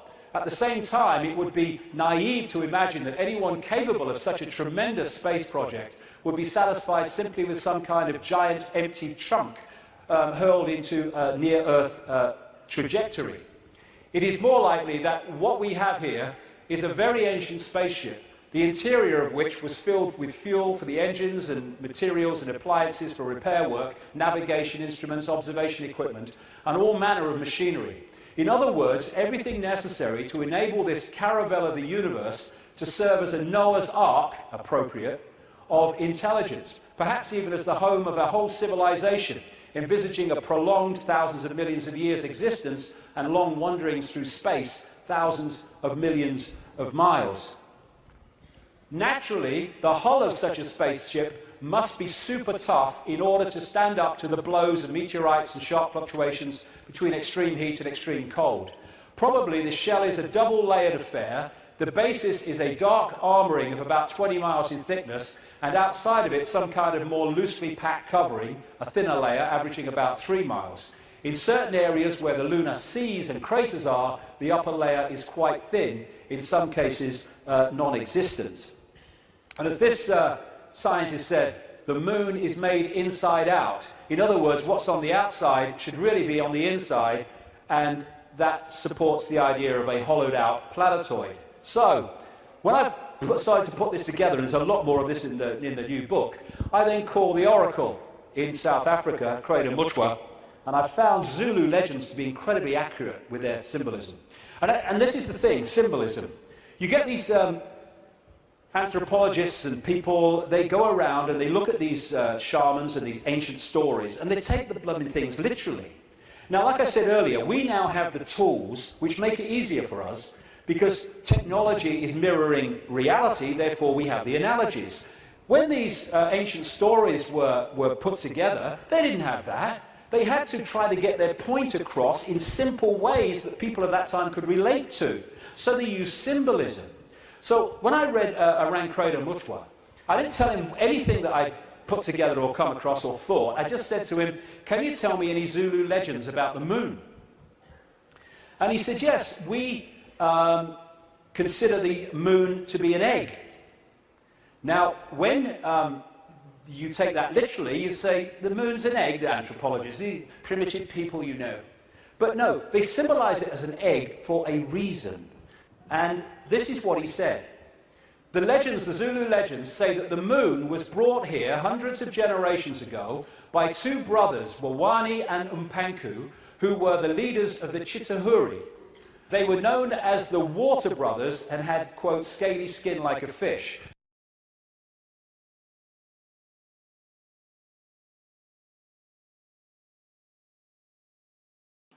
Okay. Very interesting, huh? And again, there's links in the chat, and I'll try to put them in the description box. I don't know about here on DLive how that works, but on most of the other platforms like BitChute and Odyssey and Twitch and stuff like that, I can put them in the description box. But you have, of course, Bruce sees all, and then you also have Mark Passio. What on earth is happening? He's very good at natural law, desymbolizing the occult, like that video just said. You know, when you get into the symbolism and stuff, you start to see more. The other video we watched, they said about the moon being like an egg or it being hollow. You know, they hit it with TNT and it rang for 3 hours. Could that be an egg? Could the older mythologies, as they said, you know, was it put there 65,000 million whatever years ago?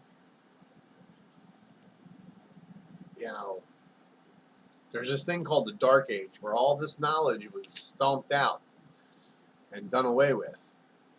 You know, so we really got to sit down and ask ourselves: we hit it, it rang. Could it be an egg? Could there be life inside of the moon? Is that why they're so prominent on Earth today? Could that be why they're controlling our government? If they're controlling our government? Also, another good channel that I put in the link is You People. He's a First Amendment auditor. And he fights for, doesn't fight, but he goes out and records the police and keeps them on their toes, you know, for transparency. Because the blue line, the cops have gotten really bad. I call them extortionists because that's really all they are. They find a way to extort you so that they can get paid, make their little quota. And when you catch them, when you're a little smarter than them and you know your natural laws and laws, period, you know, and you stop them at their own game, then they get mad. And that's what you see a lot of these auditors doing, like James Freeman, You People, San Juan Key auditors, like San Juan Key Valley. There's a lot of them. Acura Amanda, there's Bobby Hill, or not Bobby Hill. News Now Patrick. You know, there's a lot of them out there that are sticking up for our First, our Second, our Fifth Amendment rights. Mainly the First, because the cops don't like transparency. They just don't like it. So there, again, a couple good channels to check out. So now that we talked about the moon and Buzz Aldrin and how they didn't go to the moon, but in fact they hit it with a nuke and it rang. You know, there's other mythologies out there that also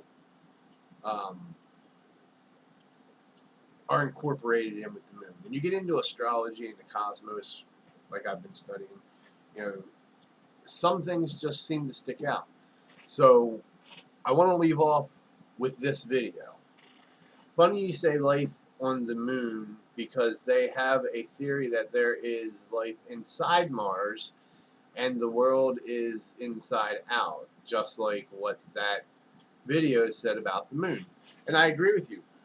You know, in astrology, these planets are considered gods, okay? Well, you know, we know that there was ancient civilizations here at one time that just up and left. If you look at, like, the Egyptians, where they hold that little key in their hand. I don't know if you believe in Star Trek or like stargates and stuff, like wormholes and stuff like that. But there's actual cuttings out in the rock where they would stick this key in this little hole and it would open up into a stargate. The rock is there, the gate is there, the only thing missing is the key and the person. Could have been made. Alright, I'll give you that. But could not have been made too. It could actually be like, you know, the little stones that are in Stonehenge. All this was for astrology use. You know, they went by the sun, the stars, and the moons back then. They didn't have clocks. The only way to tell what season or what time it was a sundial and where stars and stuff were situated in the cosmos. You know, the Mayans, you can see it in the Mayans, you can see it in the Hopi, you can see it in the Aztec. All these civilizations. Like I said, Dark Age came, wiped out all the knowledge. It all became about power and control. All knowledge was stomped out unless you were one of the rich elite in them families. The top of the pyramid where everybody else is slaves. Again, go to this guy. Links in the chat. He'll, you know, he was a high priest in the occult of Satanism for a long time. He's not in it anymore, but he exposes symbolism, natural law, you know, the cabal. He exposes all that. So to get a better understanding of the cosmos and things out there, you know, there's another channel, Mr. Astrology. He talks about all this, how the cosmos lines up with your body, and on certain months, according to astrology, you know, you eat the right salts and the right foods, you can keep your body healthy. Guys, I'm a living witness. Like, I don't study this just for fun. Like, this is occult knowledge. What does occult mean? Hidden knowledge. That's exactly what occult means. Hidden knowledge. It's the knowledge that they hid from you, and if you know it, you're just as equal as they are. And that can't happen. They don't want that to happen. Because then you start getting, you know, your email attacked and your channels attacked. And it happens, guys. That only tells me that it's truth. How do I verify that? Well, let's look at older mythologies. They did the same thing. I mean, it's... Speaking of older mythologies, you know, let's look at an older mythology. Let's look at Anunnaki. That's an older mythology. That's Sumerian. Let's take a look at that before we leave off here. And then any comments that, you know, even after the video, or if you want to go to my website, www.spradparanormal.com, go all the way to the right tab and look under blog. It'll say more. Hit the more tab, look at blog, and there's my videos. Leave a comment in the video. I put all my videos over there because, like I said, YouTube will take them down. BitChute takes them down. It's truth. It's things people don't want to hear or they get offended by. But I'm only pointing you towards what I found to be true through my research. I'm not saying it's, that it is the ultimate truth. I don't think anybody knows that. But it's what I found to be true through the research that I've done over the years. I believe it's true. Doesn't mean you have to believe it's true, but I would like you to go research it to better prepare yourself, just in case it may be true. You see what I'm saying? There's always that what if. And I'm not the smartest person in the world, so definitely don't follow me because you will get lost. But take note of what I'm saying, because it may lead you to where you need to be.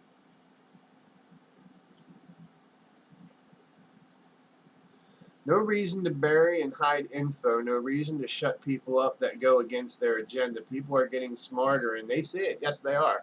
And yes, they do. I've ran into so many people that are like, hey, man, something ain't adding up. You studied the Bible. Can you tell me, what about this? And a lot of the times it's, I don't want to hear that. They shut down and cognitive dissonance sets in. But a lot more lately, people have been open-minded, and they're like, you might just be onto something. I'll get back to you. And it leaves me sitting there like, yes, okay. I feel I helped somebody. They're now got their thought process going. They're looking into it themselves. And they're more likely to believe themselves than watching somebody on YouTube, BitChute, Vimeo, Twitch, you know what I mean? That may have been where they heard it, but they're really looking into it now. And that's all I'm trying to do, is plant the seed. Keep an open, like I tell you in all my videos, keep an open mind. Some of the stuff like that Andromeda message I put in there for shits and giggles. It may be true, who knows? But it might not be true, I mean, when you look at this next video, they may be true, but it may not be. So I thank you all for coming. We're going to watch this video, and then I'll talk a little more. And, we're at the 2-hour mark, so anything over that, usually YouTube or BitChute takes forever to upload. I think the other day I was there for like 11 hours trying to upload a 2.5-hour video. It's crazy. But let me mute this, and we'll go see this video, and then I will be right back with you.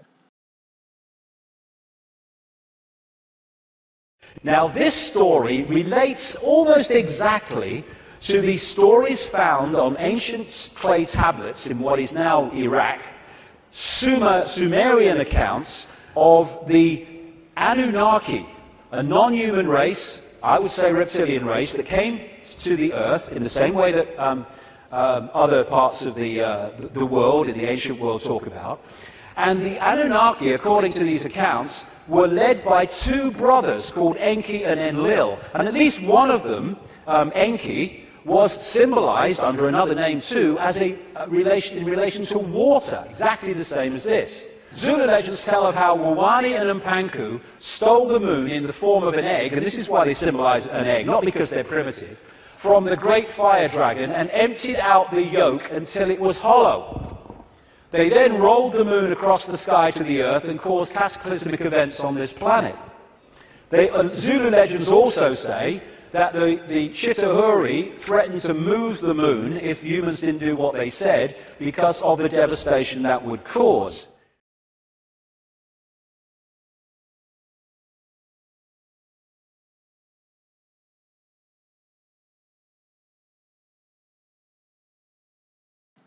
All right.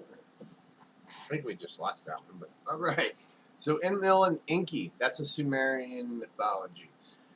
Very quite familiar with that. But, like I said, go back to that time. Look at other things. Base your decision of what's happening today with what they were seeing back then. Is the paranormal, is an alien species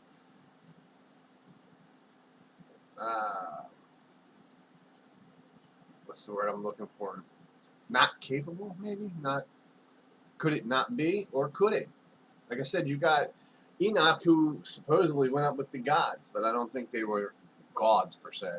I think they were alien in nature. He talks about a wheel within a wheel, like in some of them videos you just seen. There was a wheel spinning within a wheel.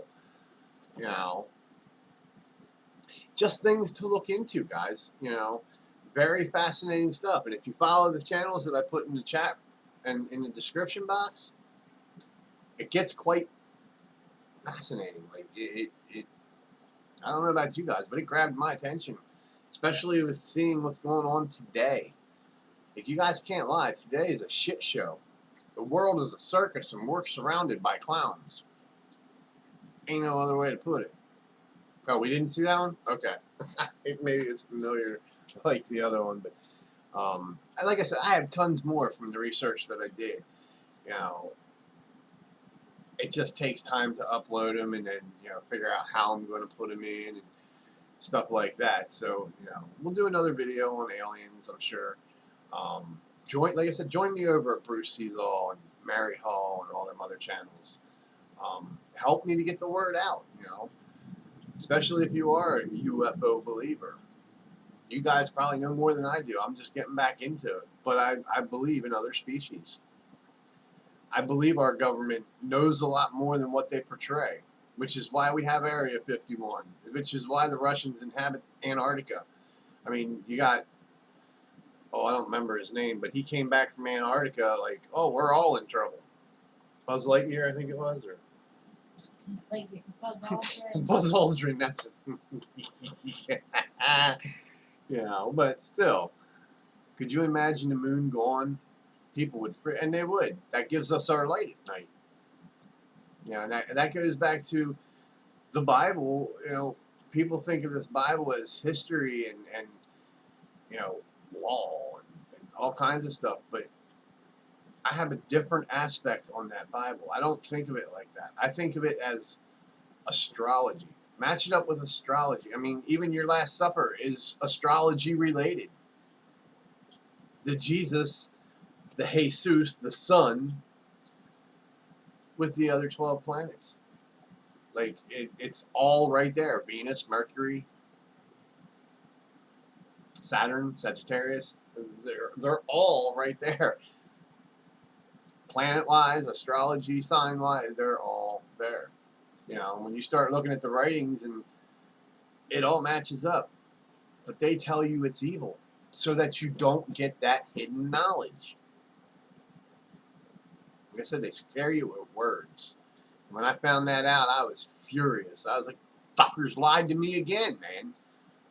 You know, I should be mad at my mom and dad too, but I'm not, because they were equally sheepled down. They were sheeples too. They didn't know. Back that time, we didn't have the internet, so they couldn't get on the internet and research for themselves. Everything was the Bible, the concordance, and whatever other books that you managed to get and buy.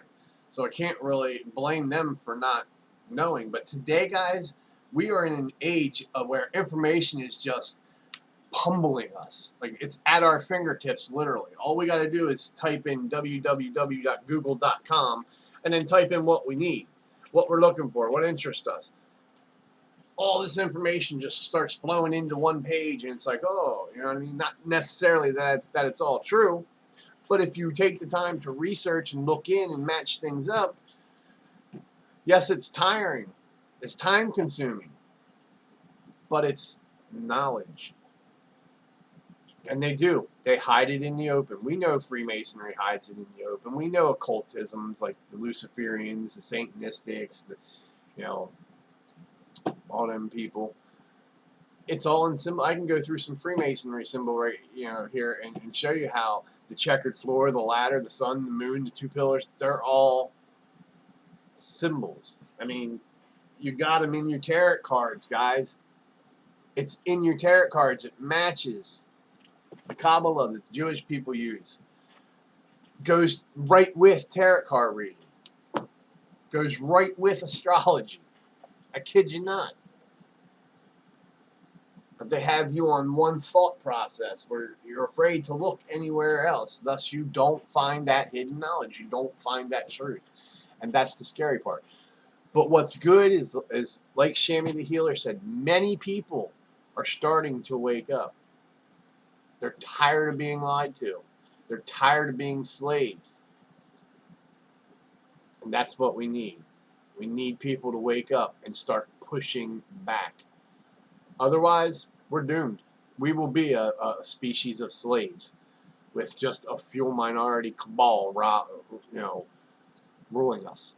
That's what it's getting ready to turn into unless somebody does something quick. Kid you not. So, alright guys, we've been on here for quite some time. It's going to take me forever to upload this. I will try to get back on here again soon. I got some more videos and stuff to go through for another video. But I thank you for stopping by, and all those that watch this after, thank you for watching it. Thanks for the support. And on the other channels, if you haven't hit that like or that subscribe, please do so. It helps me out. It helps the channel out. Even if you don't like me, just find me nutty. Like I'm just like a funny guy or something. You know, I make you laugh. Hit the like. If you think I'll make somebody else laugh, hit the share. You know, that's all I ask. I'm not trying to be big and popular. I just want people to see the content so that maybe they start thinking as well. Thank you, Shammy. Much love, man. I appreciate it. You know, I like I said, I'm new at this. At least I can make it fun. You know, here on D Live, I can sit down and chill and, like in the beginning, smoke a bowl and just relax. I don't have to worry about, you know, strikes or somebody getting offended or whatever the case may be. Yeah, and a lot more now that it's being known as medicine, people don't really get offended. You know, but at the same time with the kratom, guys, there's natural medicine out there. Mother Nature, she loves you. She is your mother, not BF or BP, Big Pharma, or the government. They're not your mama. They want you. They want to be your daddy and enslave you. But I think we're going to rise, and I think we're going to fight back. I think. Pretty sure. I see it. I can see it. People are getting tired. We the people are fucking tired. Right? We the people are pissed. Yeah, we the people are pissed. We definitely are pissed, and we can see it. It's coming. So, family, friends, viewers, I love you. Keep studying, research. You know, I'm on the alien side too, man. Humans are just liars. You know what I mean? Like, you know, if you're not rising and trying to make a change, you are part of the problem. So, time to rise, time to stand, time to grow a backbone and help those that are in the communities trying to get truth out there. Give them a little hand up, you know. Maybe share that video, give them a like, you know. Tell somebody sometime, hey, I seen this video. You don't really understand aliens, well, maybe you should watch this video. Or you don't understand hormonetics or law of natural, maybe you should watch this video. Because more is going to be coming, guys. As I go through and I study, I'm putting it out there, man. I'm putting it out there. Hopefully, you guys like the content. And again, I'll be on again. And I like the time we spend together. So, till next time, guys. Keep looking up. All right. Peace.